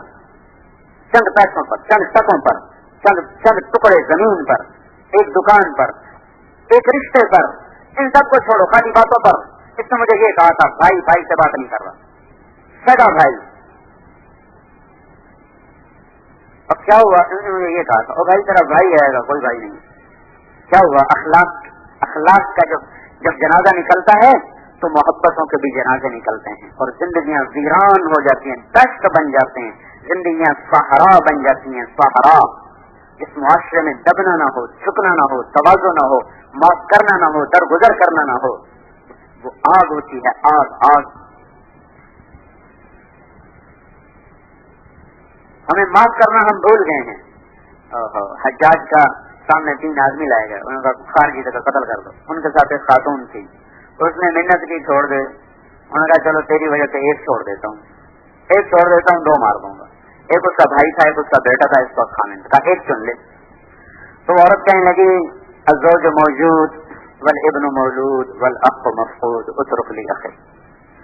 उसने कहा खामिद और मिल जाएगा, बेटा और हो जाएगा, माँ पे कोई नहीं है, भाई और कोई नहीं मिलेगा, मेरा भाई छोड़ दे। तो हज्जाज ने कहा तेरे हुस्न इंतखाब पर मैं तीनों को छोड़ता हूँ। तो इस वक्त घरों में आग लगी हुई है, सिर्फ अखलाक चौथे नंबर के न होने की वजह से। अखलाक के तस्करे मिट गए, इसकी मेहनत मिट गई। तस्करा मिटेगा, मेहनत मिट गई। ये एक मस्जिद में काम करने वाले 10 गरीबान हैं, इस पर राय का इख्तिलाफ, सिर्फ राय का इख्तिलाफ। और हमारी राय है क्या? इसको अब ना मिलो, कल मिल लो, इसको मैं मिलूंगा, नहीं इसको मैं मिलूंगा, इसी पे लड़ रहे हैं। इस पे लड़ाई हो रही है, इसको मैंने मिलना तुमने नहीं मिलूंगा, नहीं इसको मैंने मिलना तुमने नहीं मिलना। तो भाई इस पे लड़ाई। अभी जैसे मौलाना मोहम्मद अहमद साहब फरमाते हैं, अभी तो हुकूमत नहीं मिली, आपस में लड़ के ये खबर है, जब मिल जाएगी तो फिर क्या होगा इनका। तो राय का इख्तिलाफ बर्दाश्त नहीं। मोहब्बत फर्ज, मैंने रात भी बताया, और हमारे उसूल, हमारी राय इस्तेमाली चीजें हैं। मोहब्बत नहीं हाथों से जा सकती। आपने फरमाया और इस्लाम में औसत, आपने कहा मुझे बताओ इस्लाम की सबसे मजबूत रस्सी क्या है? तो लोगों ने कहा अल जिहाद जिहाद आपने कहा वह हसनन, बड़ी अच्छी बात है, पर वो नहीं जो मैं पूछ रहा हूँ। उन्होंने कहा ये अस्सला, आपने कहा वह हसनतन वमा हिय बिहा, नमाज भी बड़ी चीज है, वो नहीं जो मैं पूछ रहा हूँ। कहा अल हज, हज का वो भी अच्छा है, पर वो नहीं जो मैं पूछ रहा हूँ। उन्होंने कहा फिर आप ही बता दें। तो आपने कहा इस्लाम की सबसे मजबूत रस्सी है अल्लाह के लिए मोहब्बत करना, अल्लाह के लिए बुग़्ज़ रखना। तो मेरे भाइयों, हमारी तबीयत में माफ करना नहीं, दरगुजर करना नहीं, सत्तारी नहीं, सत्तारी वक्फ जनाहक लिलमुमिनीन। इस बात का एक अजीब मतलब मेरे ज़हन में है। जना कहते हैं पर को, पर बात तो ये तवाज़ु इख्तियार करने की बात करी, तवाज़ु बहुत सी सिफात में से एक चीज और आपने अल्लाह ताला ने कहा अपने पर बिछा दे, पर बिछा दे, यानी तवाज़ु इख्तियार कर, पर बिछा दे। पर मुर्गी होती है ना, मुर्गी वो जब खतरा देखती तो बच्चों को अपने परों के अंदर ले लेती, उनको अंदर छुपा लेती, वो निकलना भी चाहे तो उनको निकलने नहीं देती, ऊपर बैठ जाती, ऊपर से परों से उनको यूं दबा देती है।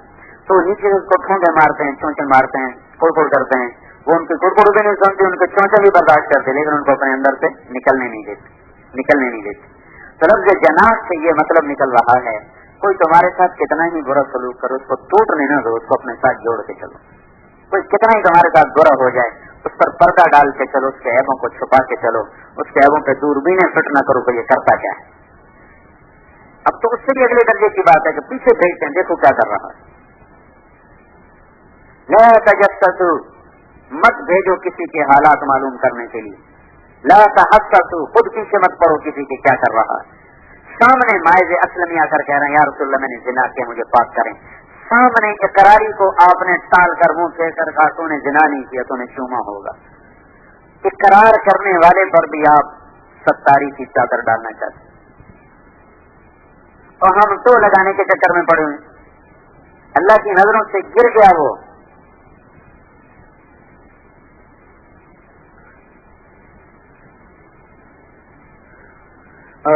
मौलाना तरीक़ ख़ज़ा रहमतुल्लाह से 1984 में मैं जब हमारी जमात गई थी इंग्लिस्तान, उस वक्त उम्रे की इजाजत मिल जाती थी, तो मैं उम्रे की इजाजत से वापसी पे उम्रे के लिए आ गए। मदीना मुनव्वरा में मैंने कहा कि मैंने आपको इंग्लिस्तान के हालात सुनाने, वहाँ काम बड़ा खराब हो। तो मौलाना ने कहा भाई मैं नहीं सुना करता। तो मैं बड़ा हैरान हुआ, कहने का भाई मैं नहीं सुनता। पहले कहा मैं नहीं सुनता, क्योंकि बहुत जरूरी है काम, सबको शैतान यही पट्टी पड़ा था, काम का नुकसान हो रहा है, मैं तो उसके लिए बता रहा हूँ। कभी मैं नहीं सुना करता, और चूंकि मौलाना से मोहब्बत भी थी, ताल्लुक भी, बेतकल्लुफ भी। मैंने कहा जी आप सुने तो सही। कहा भाई मैं नहीं सुनता, हजरत जी को लिख दो अगर तुम्हें ज्यादा ही शौक चढ़ा हुआ है। उन्हें सुनी नहीं, मैं बड़ा हैरान हुआ। मेरे लिए तो पहला तजर्बा था, कोई नहीं सुन रहा। फिर जब मैं पाकिस्तान आ गया तो मुझे खत लिखवाया, वहां से खत, दस्ती खत आया मेरे नाम। वो खत तो कहीं मुझसे खो गया, लेकिन उसके अल्फाज शायद मौत भी न छीन सके मुझसे। तो उन्होंने लिखा कि बंदा बरस हा बरस की ठोकरें खाने के बाद, ये वही अल्फाज हैं, कोई कमी पेशी नहीं। बंदा बरस हा बरस की ठोकरें खाने के बाद इस नतीजे पर पहुंचा है कि अपने साथियों की कमियां अपने बड़ों को नहीं बतानी चाहिए, इसलिए कि आजकल के बड़े ऐसे बड़े नहीं हैं जो किसी की कमी को देखकर भी, किसी की कमी को सुनकर भी उसके साथ वही सलूक करें जो उससे पहले किया करते थे। तो इससे बंदा ने साथियों का नुकसान होते तो देखा है, नफा आज तक नहीं देखा। जब किसी में कोई कमी देखो, आज खुद उसके साथ ताल्लुक बनाओ, उस पर मेहनत करो, उसको समझाओ। अगर फिर भी न समझे तो उसका मामला अल्लाह के सुपुर्द कर दो और अपने होंठों को सी लो। क्या अखलाक का सबक दिया, अल्लाह अकबर। महकमों में आग लगी पड़ी शिकायतों से, घरों में आग लगी पड़ी शिकायतों से, मियां बीवी में आग लगी पड़ी शिकायतों से, भाई भाई से मुतनफ्फिर शिकायतों से, बाप बेटे से मुतनफ्फिर, पड़ोसी पड़ोसी से मुतनफ्फिर। जरा गौर करते जाएं कि एक हुक्म से टूटने से क्या फसाद आया पड़ा है। और फिर उसकी दावत मिट्टी चली जा रही, खाली गिनवा देते हैं, एक दूसरे का इकराम करो, चल मेरे भाई आगे। फर्क के मरातब इसलिए मिट गया। छोटे छोटे नौजवान और जिनकी जिंदगियां गुजर गई तबलीग में, उनको काम सिखाने के चक्कर में पड़े हुए। حضرت اسامہ بن زید رضی اللہ تعالیٰ عنہ حضور کے اونٹنی پر سوار تھے حج کے موقع پر. تو عرفات سے جب مزدلفہ کو چلنے لگے تو ان کو ایک موقع پہ تقاضا ہو گیا. تاخر، پتہ نہیں کس وجہ سے چلیں گے، تاخر، وہ لیٹ ہو گئے. کسی جگہ تقاضا ہوا، کوئی اور تقاضا ہوا، لیٹ ہو گئے. تو آپ ان کے انتظار میں کھڑے رہے، سارا مجمع کھڑا، آپ کھڑے. اوہو، تو ان کو خاصی دیر لگ گئی.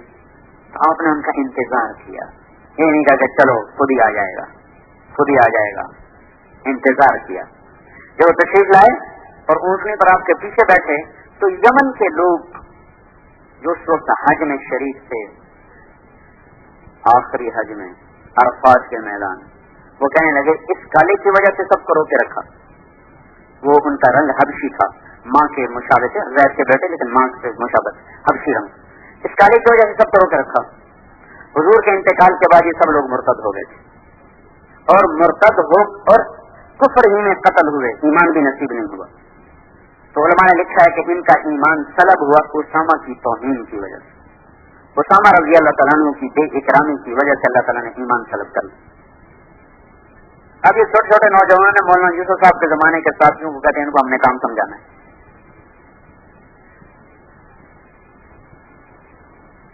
مجھے یہ خیال آتا ہے، مولانا الیاس صاحب رحمۃ اللہ علیہ نے فرمایا اس کام سے 100 حصے کرو تو میں ایک سمجھا ہوں. سر جو میں سمجھا ہوں اس سے 100 حصے کریں 100 تو ایک میں سمجھا سکا ہوں. پھر جو میں نے سمجھایا ہے اس کے 100 حصے کروں تو تم ایک سمجھے ہو. پھر جو تم سمجھے ہو اس کے 100 حصے کروں تو ایک پہ تمہارا عمل ہے. جس شخص پر اللہ نے اس محنت کو کھولا وہ تو یوں اپنے آپ کو مٹی میں ملا کے اس طرح تواضع کا اظہار کر رہا ہے. جن کو نہ آگے کا پتہ نہ پیچھے کا پتہ وہ کام سمجھا رہے ہیں. کام سمجھاؤ. اب تم 6 نمبر پہ محنت کرو، ایمان بچاؤ. میں تو یوں کہتا ہوں کہیں کام سمجھاتے سمجھاتے اللہ کی نظروں سے نہ گر جاؤ، فرق مراتب اٹھ جائے تو زندگی ہے. یہ تو مسلمان کی بے اکرامی ہے. ابو عبداللہ جیسی شخصیت، محدث مفسر شبلی جیسے جن کے مرید، عیسائیوں کو حقارت سے دیکھا اللہ نے ایمان سلب کر لیا. وہ کیسے بے وقوف لوگ ہیں، پتھروں کی پوجا کرتے ہیں. آواز آئی تو کیا سمجھتا ہے تیرا ایمان تیری اپنی طاقت سے ہے. ایک لڑکی گھڑا بھرنے آئی پانی کا، اس کو دل دے بیٹھے. حج کو جا رہے 300 مریدوں کا قافلہ جا رہا. اب مرید کہیں حضرت چلیں، کہیں تم چلو. کیا ہوا کہ بس میرا دل گیا. حج کو جاتا قافلہ، وہ امیر قافلہ روتا سوتا بغداد لوٹا. یہ اس لڑکی کے گھر پہنچ گئے، مجھ سے شادی کرو. اس کے باپ نے کہا عیسائی ہو جاؤ، دے دیتا ہوں لڑکی. عیسائی ہو گئے. کہ 1 سال سور چراؤ پھر لڑکی دوں گا. ان کا مجھے منظور ہے. سور چراتے پھریں، جس عصا پہ ٹیک دے کر خطبے پڑھتے تھے اس سے سور چرا رہے. ہوا کیا، عیسائیوں کو حقیر سمجھا جو مسلمان کو حقیر سمجھے. پھر جو کسی تبلیغ میں بوڑھا ہو گیا آدمی اس کو حقیر سمجھے. آپ خود سوچو بھائی، سارا دن تو کی دکان، ساری زندگی تو انجینئرنگ سیکھی، ساری زندگی تجارت سیکھی، ساری زندگی زراعت سیکھی، ساری زندگی ڈاکٹری سیکھی. دل دماغ کو دیا، ان کو تبلیغ کو دیا. 6 روزہ 2.5 گھنٹے 4 مہینے، مہینہ. اس سے زیادہ کوئی کیا کر رہا ہے؟ چلو رہنے میں بیٹھ گئے، زندگی ساری دے دی. جن کی اللہ تربیت کر کے ان پر کام کو منکشف فرماتا تھا. ہمارے پاس تو محنت کا معیار کوئی نہیں. ہم یہ کیسے دعوے کرتے ہیں کہ ہم کام سمجھ رہے ہیں، ہم لوگوں کو کام سمجھا رہے ہیں. 1 سال کے بعد ابو بکر شبلی آئے حال معلوم کرنے. 1 سال گزر گیا. کیا دیکھا ہوں تو خنزیروں کو چرا رہے اور جس آفا پر ٹیک لگا کے خطبہ دیتے تھے اسی پر ٹیک لگائے کھڑے.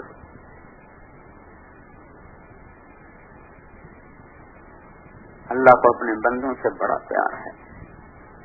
ایسے کسی کو حقیر سمجھ لینا. تو انہوں نے سلام کیا، انہوں نے چپکے سے جواب دیا. کہنے کہ کیا حال ہے کا جو دیکھ رہے ہو. کہنے کہ آپ تو قرآن کے حافظ سے کوئی یاد ہے؟ کہنے کہ ایک آیت یاد ہے بس، یہ سب بھول. کون سی؟ کمن یتبدل الکفر بالایمان فقد ضل سواء السبیل، جو ایمان چھوڑ کے کفر خرید بیٹھا بہت بڑا گمراہ ہو گیا۔ تو ہم نے پوچھا آپ تو حافظ الحدیث سے کوئی حدیث یاد؟ کہنے کہ ایک حدیث یاد ہے، باقی سب بھول گئے۔ وہ کون سی؟ کمن بدل دینہ فاقتلوہ، جو اسلام چھوڑ دے اسے قتل کر دیا جائے۔ تو ہم نے پوچھا آپ کے ساتھ ہوا کیا؟ تو انہوں نے سنایا میرے ساتھ یہ ہوا۔ پھر اس کے بعد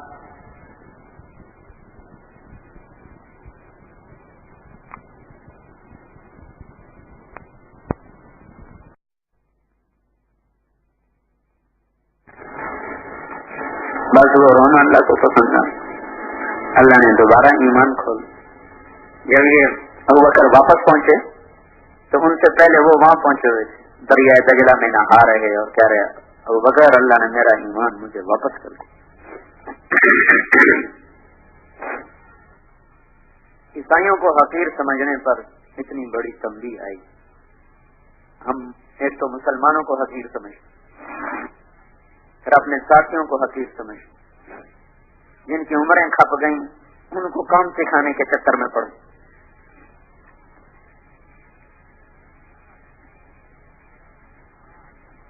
مجھے تو اس جملے سے ڈر لگتا ہے، کام سکھاؤ۔ کس کے پاس دعویٰ ہے کہ ہم سیکھے ہوئے؟ کون یہ دعویٰ کرتا ہے کہ ہمیں یہ آتا ہے، ہم جانتے ہیں؟ لا ادری تو نصف العلم ہے۔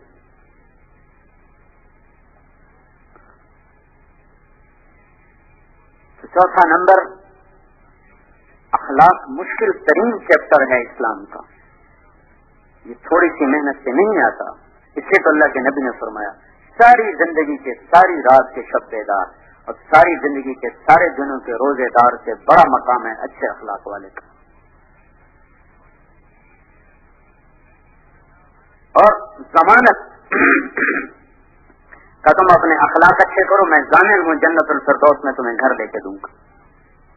اتنی بڑی ضمانت آپ دے۔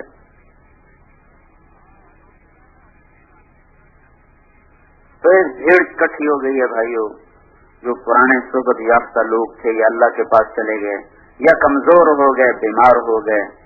ایک مجمع ہے جوانوں کا، ہر چیز میں کمزوری، ہر چیز میں کمزوری ہے، تو پتہ نہیں کب کہاں جا کے کسی بھی کیچڑ میں گاڑی پھنس گئے۔ بھائی ہم تو اپنی نفی کرتے ہوئے چلیں، جھک کے چلیں، کام اللہ سے ڈرو یا اللہ تو قبول کر، الٹا چکر ہم ان کو سکھا رہے ہیں۔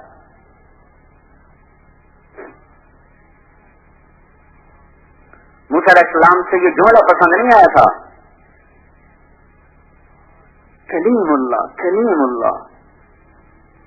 ان کی بات سن کر ایک شخص بولا آپ سے زیادہ بھی کوئی جاننے والا ہے؟ ان کا لا ادری، لا ادری، میں نہیں جانتا۔ اتنی بات بھی اللہ کو پسند نہیں آئی کہ تم نے یہ کیوں کہا لا ادری۔ حالانکہ بات اپنی جگہ پر ٹھیک تھی، وہ جانتے ہیں میں کلیم اللہ ہوں، جو مجھے اللہ نے دیا کسی کو نہیں دیا، خضر کو جو دیا وہ تو بہت تھوڑا ہے، لیکن اللہ کو یہ بات بھی پسند نہیں آئی۔ لا ادری میں تھوڑی سی ایک شان تھی، نہیں میرا ایک بندہ ہے تو اس سے زیادہ میں نے اس کو دیا ہے۔ یہ سارا سفر اس ایک جملے کے پیچھے ہوا۔ اب ایک آدھ سفر باہر ملک کا کر کے کہتے ہیں ہم نے کام سمجھانا ہے۔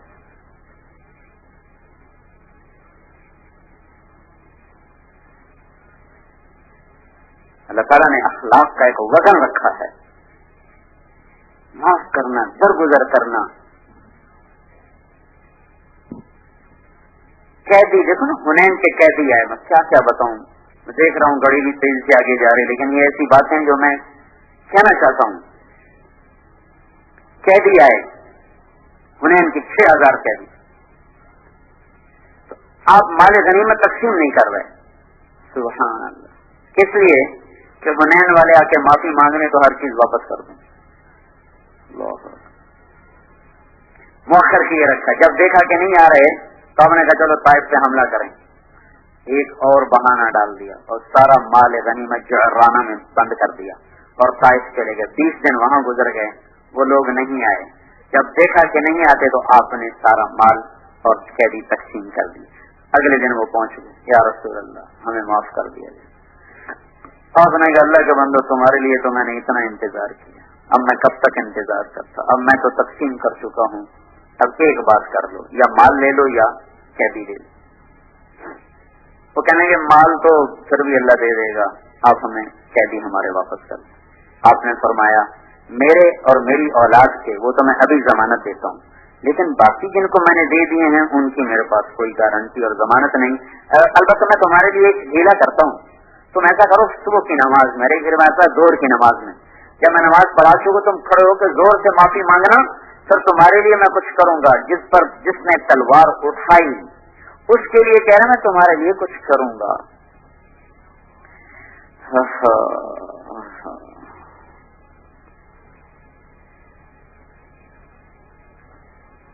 اگلے دن وہ آ گئے اور انہوں نے یا رسول اللہ ہمیں معاف کیا جائے. تو آپ نے زور سے کہا ہاں بھائی یا مال لے لو یا قیدی لے لو. انہوں نے کہا جی ہمیں قیدی دے دیں.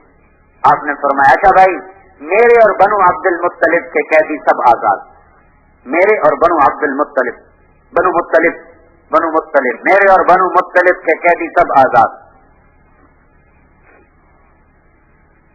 اپنا جو خاندان تھا, باقی بھائی سوچ لیں. آپ نے کہا بھائی باقی بھائی سوچ لیں. تو جو انصار و مہاجرین پرانے صحابہ تھے انہوں نے کہا یا رسول اللہ ہم بھی آپ کے پیچھے, ہمارے قیدی بھی آزاد. بنو غطفان, بنو سلیم, بنو فزارہ. بنو غطفان کا سردار تھا عقر بن حابس, اور بنو فزارہ کا تھا عیین بن حسن الفزاری, اور بنو سلیم کا تھا عباس بن المرداس السلمی. یہ نئے نئے مسلمان ہوئے تھے. یہ کہنے لگے ہم نے آج تک ایسی لڑائی نہیں لڑی کہ پھر قیدی آزاد کرتے پھریں, ہم نے اس لیے تلواریں اٹھائی کیونکہ آزاد کر دیں. اللہ کا نبی کرتا ہے تو کرے, اس کے انصار و مہاجرین کرتے ہیں تو کریں, ہم اپنے قیدی آزاد نہیں کریں گے. سبحان اللہ. دیکھ رہے ہو وہ نبی کے اخلاق, صاف اللہ کے نبی کی منشا کے خلاف بول دیا. آپ نے یہ تو نہیں کہا انہوں نے میری بات نہیں لی, ان کو یہاں سے نکال دیا جائے, انہوں نے ہماری بات کو قبول نہیں کیا, ان کو نکال دیا جائے. آپ نے ان کو بلایا کہ بھائی ادھر آؤ مجھ سے سودا کر لو. کیا کہ ہر قیدی کے بدلے میں 6 اونٹ لے لو, قیدی آزاد کر دو. ان کا یہ ہم تیار ہیں. 6 اونٹ فی قیدی آپ نے اپنی طرف سے ادا کیے اور قیدی ان سے واپس لے لیے. 6000 قیدی اکٹھے ہو گئے.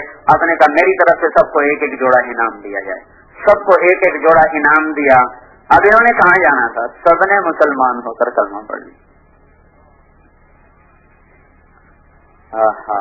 جو دشمنوں پر بھی ایسی فیاضیاں کریں, ہم اپنوں کو ہی توڑ کے رکھ دیں. اس لیے تو اللہ کے نبی نے کہا سب سے زیادہ جہنم میں جانے کا سبب زبان ہوگی. زبان, یہ زبان. میرے بھائیوں ساری یہ 6 نمبر پورا نسخہ ہے. 2 گولیوں سے کام نہیں چلے گا. پہلا نمبر چھٹا نمبر, پہلا نمبر چھٹا نمبر, درمیان کی ساری باتیں گول ہو کے رہ گئی. تو ان چیزوں میں ذوق آ گیا, کمی آ گئی.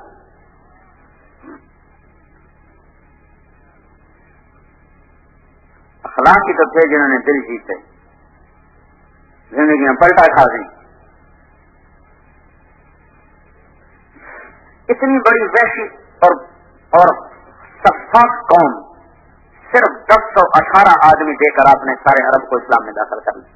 259 مسلمان شہید ہوئے اور 759 ٹوٹل کافر قتل ہوئے اور ساری قوم اسلام میں داخل. اتنا تھوڑا خون بہا کر, جبکہ پہلی جنگ عظیم میں 75 لاکھ آدمی قتل ہوئے.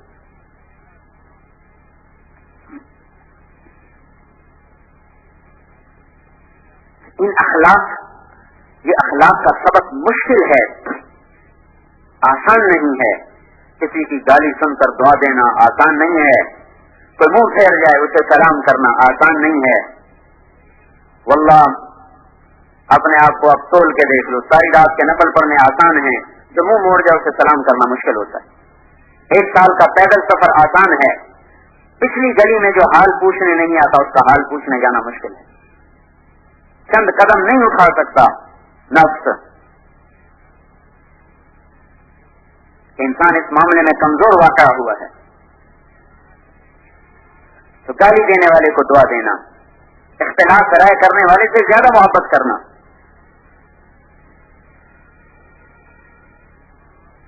जिंदगी के चंद अय्याम मौलाना सईद खान साहब के साथ गुजरे, उससे पता चला अखलाक हैं क्या। अपने अंदर तो कोई नहीं आए, लेकिन ये पता चल गया कि अखलाक किसे कहते हैं। वो फरमाया करते थे, जो जितना गलत चले उससे उतनी ज्यादा मोहब्बत करो, जो जितना उसूल को तोड़े उससे उतनी ज्यादा मोहब्बत करो। तो फरमाया करते, जो पुरानों का इकराम नहीं करता वो अखलाक की हकीकतों को पा ही नहीं सकते। कभी फरमाते, तुम शराबियों जानियों के लिए चादरें बिछाते हो, दस्तरखान बिछाते हो, चाय लाते हो, बिस्कुट लाते हो, जिनकी जिंदगियां तुम्हारे साथ निभ गई, जरा से इख्तलाफ राय पर उनको उठा के इस तरह फेंक देते हो, ये तो मक्खन से बाल निकाल दो। तुम क्या जानो अखलाक किसे कहते।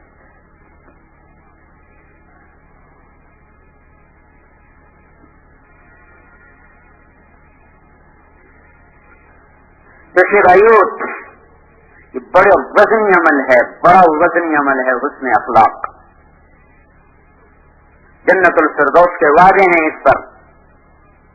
ऐसा ढूंढ सी लो, किसी की ना गीबत करो ना सुनो, जहां किसी की कमी देखो उसकी अच्छाई बयान करो।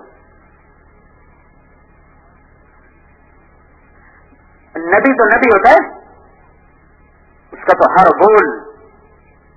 बोल अल्लाह की मंशा में होता है। बरीरा रजी अल्लाह तआला अन्हा आजाद हुई, मुगीस रजी अल्लाह अन्हु से निकाह है। लौंडी को इख्तियार है कि आजाद होकर निकाह तोड़ दे या बाकी रखे। जो ही आजाद है उन्होंने निकाह तोड़ दिया। बरीरा बड़ी खूबसूरत, मुगीस बड़े बदसूरत। अब बरीरा आगे आगे, मुगीस पीछे पीछे, वो आगे चले वो पीछे चले, रोते फिरें, मिन्नतें करें भी मुझसे रुजू कर ले, मुझसे दोबारा रुजू कर ले। हुजूर सल्लल्लाहु अलैहि वसल्लम को भी तरस आया। तब देखो बेचारे मुगीस का क्या हाल हो गया। तो आपने बरीरा को बुलाया। तब बरीरा, मेरी एक राय है, गुजारिश है। क्या या रसूल अल्लाह, का इससे निकाह कर लो। वो कहने या रसूल अल्लाह, आपका हुक्म है? क्या आपका हुक्म है? कहने मेरा हुक्म नहीं, मेरी राय है। तब फिर मैं नहीं कबूल करती। तो आपने तो बरीरा रज़ी अल्लाह तआला अन्हा से नहीं कहा, तूने मेरी बात को नहीं लिया। ये वुसअत ज़र्फ, ये वुसअत सदर आपने करके दिखाई। जिन्होंने कत्ल के मंसूबे बना, सफवान बिन उमैया था रज़ी अल्लाह तआला अन्हु, जिन्होंने उमैर इब्न वहब अल-जुमही को भेजा, जाओ मोहम्मद सल्लल्लाहु अलैहि वसल्लम को कत्ल करके आओ। जब हुनैन का माल आया तो ऐसे देख रहे थे कनेक्शन से, इस तरह इधर भेड़ बकरियां भरी पड़ी थी और ऊंट यूं देख रहे। तो आपकी नजर पड़ गया। आपने कहा, सफवान ये बड़ा अच्छा लग रहा है। कहने के जी हाँ। का तब तुझे हदिया का अशहदु अन्नका रसूलुल्लाह, मैं गवाही देता हूं तो अल्लाह का रसूल है। इतनी बड़ी सखावत सच्चे नबी के सिवा कोई नहीं कर सकता। भाइयों, वसअत ज़र्फ हो, ये अखलाक अपने बच्चों से बरतो, बीवियों से बरतो। सारी दुनिया से को हंस के मिलते हैं, बीवियों से लड़के मिलते हैं। सारी दुनिया के साथ अच्छे अखलाक, बीवियों के साथ बदतमीजी और लड़ाई। मैं तो ये कहता हूँ, अपने बच्चों से भी चौथे नंबर का मामला करो। आज की औलाद वो औलाद नहीं है। आज की औलाद इंटरनेट के जमाने की है, केबल के जमाने की है, डिश के जमाने। यानी क्या पता बात किसे कहते। जब हमारी अपनी तहजीब थी तो कुछ था। मुझे याद है, मैं छोटा था जब हमारे दादा, तो मेरे 2.5 साल में फौत हो गए। उनके जो सगे भाई थे छोटे, वो मेरी उम्र को 7-8 साल थी जब वो फौत हुए। तो मेरे उस दादा के सामने भी, जो मेरे दादा के भाई थे, न मेरा बाप उनके सामने ऐसे आमने सामने बैठता था, न उनके अपने बेटे उनके आमने सामने बैठते थे। पीठ पीछे बैठते थे, पीठ पीछे। और वो खड़े हो जाते तो फिर वो सारे खड़े हो जाते थे। वो बड़े दबंग आदमी थे, उनको बड़े बड़े उम्रें थे और उनको बेरे में डांट देते थे और कोई कुछ नहीं करता, चुप। ये तहजीब तो हमारी खत्म हो गई।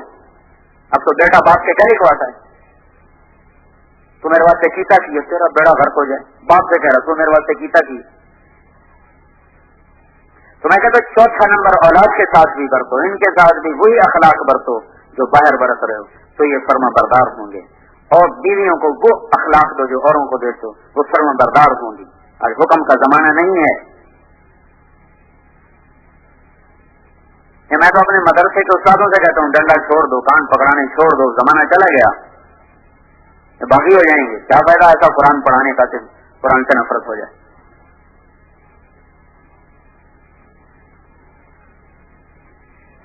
ये अखलाक, ये मुश्किल तरीन सबक है, इसने थोड़ा सा इसको मैंने तफसील से बताया है।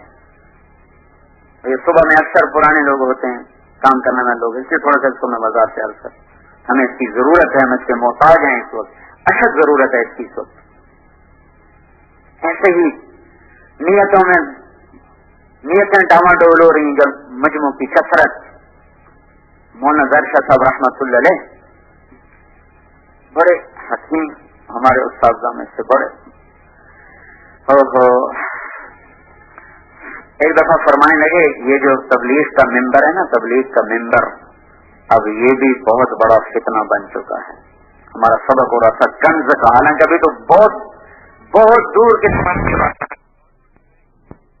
अल्लाह ने उनको बड़ी दूर की नजर अता फरमाई, यानी ये फितना बन चुका है, फितना। फिर कहने लगे अल्लाह का शुक्र है, आज तक कभी मिंबर पे बैठने की ख्वाहिश ही नहीं पैदा हुई। फिर एक दफा मुझे याद है, हमारा सबक हो रहा था मतबख में, लड़के रोटियां पकाने में, सब नौजवान कोई न कोई शरारत भी कर बैठते, कुछ सुस्ती भी कर बैठते, तो अक्सर वो मतबख वालों की तरफ से शिकायतें आती। तो फिर उसके सद्देबाब के लिए तय हुआ कि एक उस्ताद सुबह के वक्त जब रोटी पकाई जाती है तो वो मतबख में बैठ के सबक पढ़ाया करें। तो बदलती रहती थी बारियां, तो हमारा हयात सहाबा का सबक था और मौलाना दरशाह साहब रहमतुल्लाह अलैह हमें सबक पढ़ा रहे थे। और उसका पुराना मतबख होता था, उसको 2 दाशें होती थी जिनमें अब तो मशीनें लग गई, उसमें रोटी पकती थी। सर्दियों के दिन थे, जनवरी के शदीद सर्दी, नीचे ठंडा फर्श और उस पर चटाइयां थी टूटी हुई फटी हुई, मुझे नजरा लगा हुआ था, तो हम ठिठर रहे थे सर्दी की शिद्दत।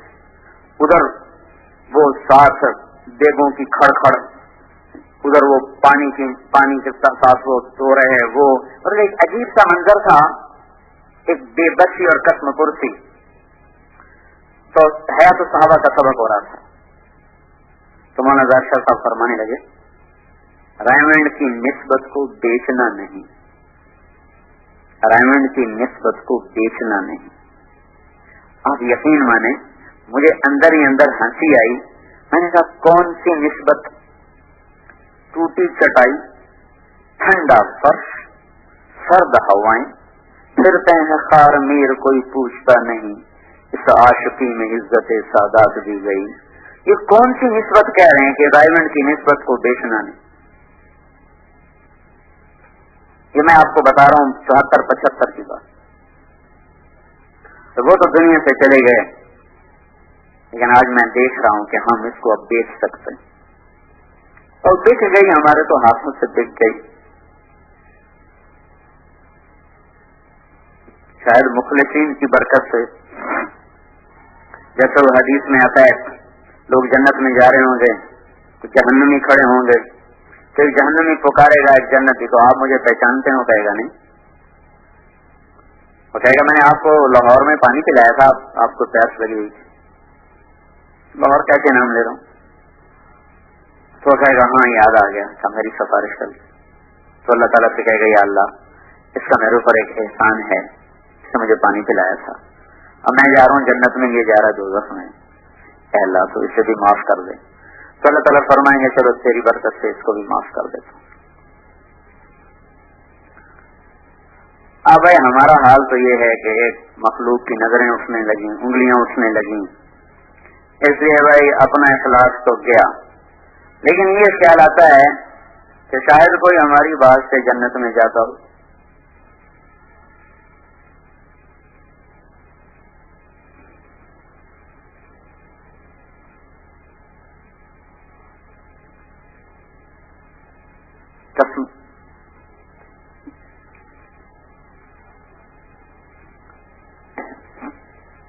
अल्लाह ने तबलीग के काम को एक इज्जत दे दी है, बड़े बड़े लोग मुतवज्जे हो रहे। अब इखलास की मता संभाल के चलना बहुत मुश्किल हो गई। जब हमें कोई जानता नहीं था, हम किसी को जानते नहीं थे, اور کوئی سامنے تھا ہی نہیں سوائے اللہ کے. اب بہت سی چیزیں سامنے آ گئی ہیں. اب کچھ پتہ نہیں کہ ہم مخلص ہیں یا دنیا پرست ہیں. یہ موت کا ہی پتہ چلے گا.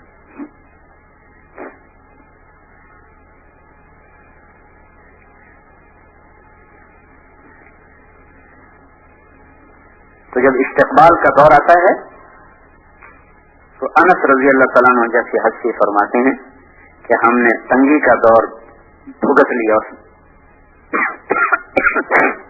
اس میں ہم پاس ہو, لیکن جب ہم پہ فراخی کا دور آیا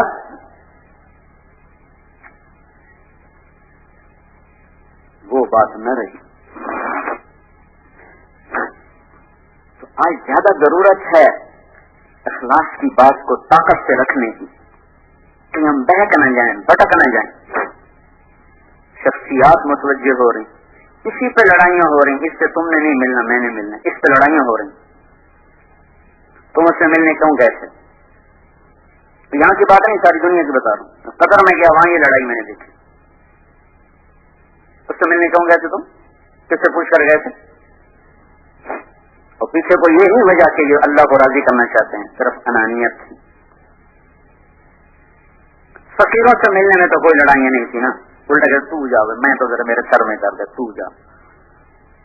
ڈی سی صاحب سے ملنا ہے مجھے دین کے لیے ہر وقت تیار. بڑے آدمی کو مل کر آئیں گے تو کارگزاری سنائیں گے, کسی چپڑاسی کو مل کر آئیں تو وہ کارگزاری کبھی سناتے ہیں تمام. اس نے مجھے یہ کہا, میں نے اسے یہ کہا, اس نے مجھے یہ کہا, میں نے اسے یہ کہا. تو یہ ریڑھی والے سے بات کر کے یہ ایسے جذبے سے آگے بات سنائی کب؟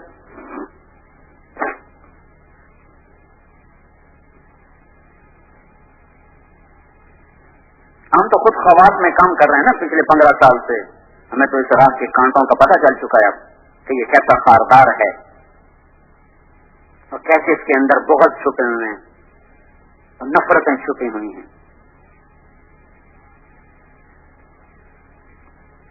بنگلہ دیش میں تھا اجتماع میں, تو میں وہاں جو خواص کا خیمہ ہوتا ہے اس کا انتظام بہت اچھا ہوتا ہے, اور جو عمومی خیمہ ہوتا ہے اس کا انتظام بہت نرم ہوتا ہے. ہمارے ہاں تھوڑا سا فرق ہوتا ہے, اتنا زیادہ نہیں.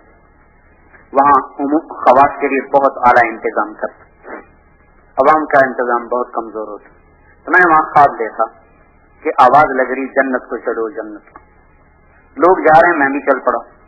جب میں دروازے پر پہنچا تو ایک آدمی نے ڈنڈا آگے کر دیا, پیچھے سے آواز آئی جانے دو, تو اس نے ڈنڈا پیچھے ہٹا دیا. جب میں اندر داخل ہوا تو آگے میں نے کیا دیکھا کہ بنگلہ دیش کے اجتماع کا جو عمومی میدان تھا وہ سامنے عمومی پنڈال, وہ سب لوگ غریب غریب ایسے بیٹھے ہوئے بستروں کے ساتھ چپکے ہوئے. میرے دل میں آیا, میں نے زبان سے نہیں کہا, میرے دل میں آیا کہ یہ کون سی جنت ہے, یہ کون سی جنت ہے. تو مجھے غیر سے آواز آئی, یہی تو جنت ہے, یہی تو جنت ہے. کیا مطلب؟ اکثر جنت کے لوگ فقیر ہوں گے, اکثر اہل جنت فقراء, جنت کے اکثر لوگ فقیر ہوں گے. فقیروں میں چلنے پھرنے سے تواضع پیدا ہوتی, عاجزی پیدا ہوتی. بڑے لوگوں کے ساتھ اٹھنے بیٹھنے سے ملنے سے بڑائی پیدا ہوتی ہے, عجب پیدا ہوتا ہے, تکبر چپکے سے اندر آ جاتا ہے, پتہ بھی نہیں چلتا. اللہ کی کو راضی کرنے کا ہر وقت, جب یہ ہمارا 5واں نمبر ہے تصحیح نیت. تصحیح نیت یہ باب تفعیل ہے جو تکرار کا تقاضا کرتا ہے. ہر وقت اپنی نیت کو ٹھیک کرتے رہنا, ہر وقت اپنی نیت کو ٹھیک کرتے رہنا. کبھی کسی وقت بھی اپنی نیت پہ اعتماد نہ ہو. میں تو بڑا مخلص آدمی. نافق حنظلہ, نافق حنظلہ, حنظلہ منافق ہو گیا, منافق ہو گیا. حنظلہ جیسا آدمی کہہ رہا ہے حنظلہ منافق ہو گیا. عمر جیسا آدمی حضرت حذیفہ کو بلا کے پوچھ رہے ہیں, میرا نام منافقوں میں تو نہیں لکھا ہوا؟ بھائی ہر وقت ڈر ہو اپنی محنت سے مردود ہونے کا. اور ہمارے پاس ہے کہ ہم اللہ کو کیا دکھائیں گے؟ خود سوچو بھائیو, کیا چیز ہے جو ہم اللہ کو پیش کریں؟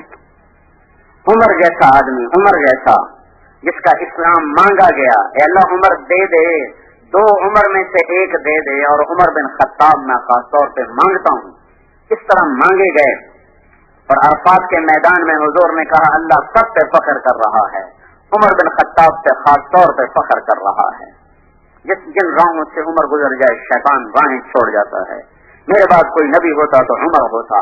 عمر میں نے جنت میں محل دیکھا، میں نے پوچھا کس کا ہے، کہا گیا قریشی کا ہے، میں سمجھا میرا ہے، میں جانے لگا تو کہا گیا عمر بن خطاب کا ہے۔ میرے 2 وزیر دنیا میں ابو بکر اور عمر، میرے 2 وزیر آسمان میں جبریل و میکائیل۔ ایسی ہستی 22 لاکھ مربع میل میں اسلام پھیلا۔ حضرت عائشہ نے فرمایا عمر کا ذکر کیا کرو، کہ عمر کا ذکر کرنا بھی اللہ کی یاد دلا دیتا ہے۔ ایسی ہستی ہے، عائشہ کہہ رہی عمر کا ذکر کیا کرو، عمر کا ذکر ایسا ہے جیسے اللہ کا ذکر کرنا، کہ اللہ کی یاد آ جاتی۔ ایسی ہستی۔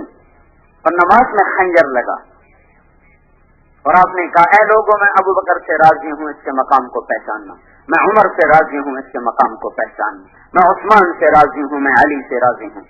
ایسے لوگ، نماز میں خنجر لگا اور کافر کے ہاتھوں لگا، مسلمان کے نہیں، شہادت علیہ، شہادت کامل۔ جب دیکھا کہ موت اب آتی رہے گی تو بیٹے کو کہا جاؤ اما عائشہ سے پوچھ کے آؤ کہ عمر اپنے ساتھیوں کے ساتھ دفن ہونے کی اجازت چاہتا ہے۔ امیر المومنین نے کہنا اب میں عمر ہوں، امیر نہیں ہوں۔ تو جب وہ گئے تو حضرت عائشہ رضی اللہ عنہا رو رہی تھی، بچی رو رہی تھی، تو انہوں نے عرض کی ابا میرے ابا یہ چاہتے ہیں۔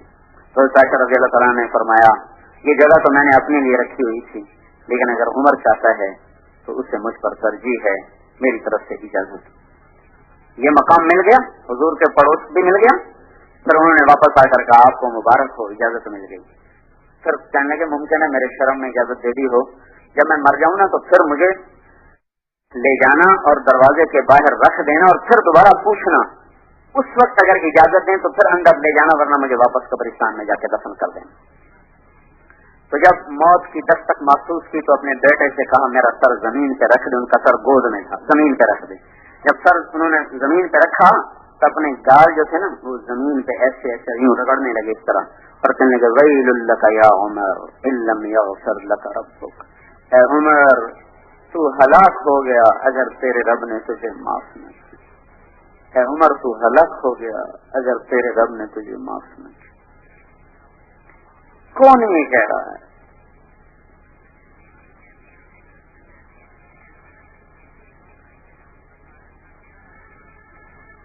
اے عمر تو ہلاک ہو اگر تیرے رب نے تجھے معاف نہ کیا۔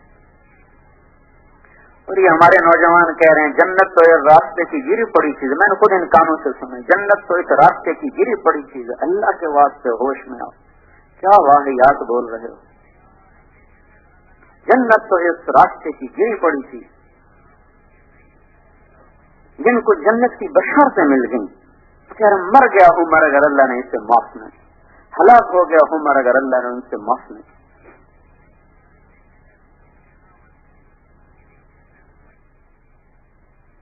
کتنی ضرورت ہے نیت کو سنبھالنے۔ جنازہ اٹھایا گیا، صہیب رومی نے جنازہ پڑھایا اور لا کر عبداللہ ابن عمر نے دروازے کے سامنے رکھ دیا، پھر جا کے دروازے پہ دستک دی،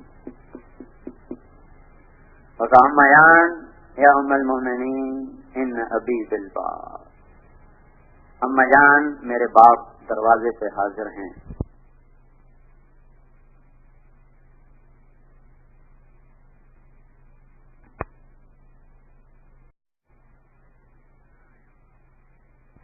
کیا لیے پھرتے ہیں تبلیغ والے؟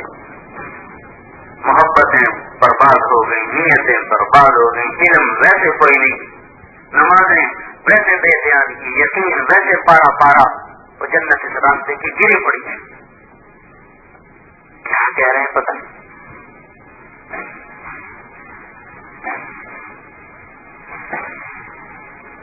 اللہ تعالیٰ کا نبی کہہ رہا الا ان سلعۃ اللہ الغالیہ، الا ان سلعۃ اللہ الجنہ، بڑی مہنگی چیز ہے جنت، بڑی مہنگی چیز ہے جنت۔ جنت اللہ کی رضا کا مقام ہے۔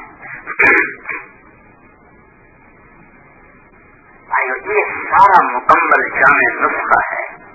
اس کی ایک ایک صفت کو کہنا سننا تب جا کر دل دماغ کے دروازے کھلیں گے اور یہ چیزیں اتریں گی. ادھوری دوائی کھانے سے اندر کا سسٹم امیون ہو جاتا ہے, اس پر پھر دوائی اثر ہی نہیں کرتی. شروع سے پوری غذا پوری ڈوز ہوتا کہ شروع سے سارے جراثیموں پہ حملہ پورا ہو. پوچھ لو ڈاکٹروں سے, تھوڑی دوائی تھوڑی ڈوز دیں تو اور خطرناک کام ہوتا ہے, جراثیم مضبوط ہو جاتے. صرف 2 نمبر اب بیان ہو رہے ہیں ہمارے مجموعے میں, ایک پہلا نمبر ایک چھوٹا نمبر, 4 نمبر بیچ میں سے گول ہو گئے. بھائی ہمیں ضرورت ہے ایک ایک چیز کو بیان کرنے کی. میری ضرورت ہے ان صفات کو لے کے پھرنا, یہ دعوت کی نقل و حرکت. خالی پھرنا تو دعوت کی نقل و حرکت. ان صفات کو لے کے پھرنا, اس کی صدا لگانا, اس کی آواز لگانا, اس کے لیے ساری دنیا کو طے کرنا اور مشرق و مغرب کے چکر لگانا, ان ساری چیزوں کو لے کے پھرنا, یہ ہے دعوت اللہ.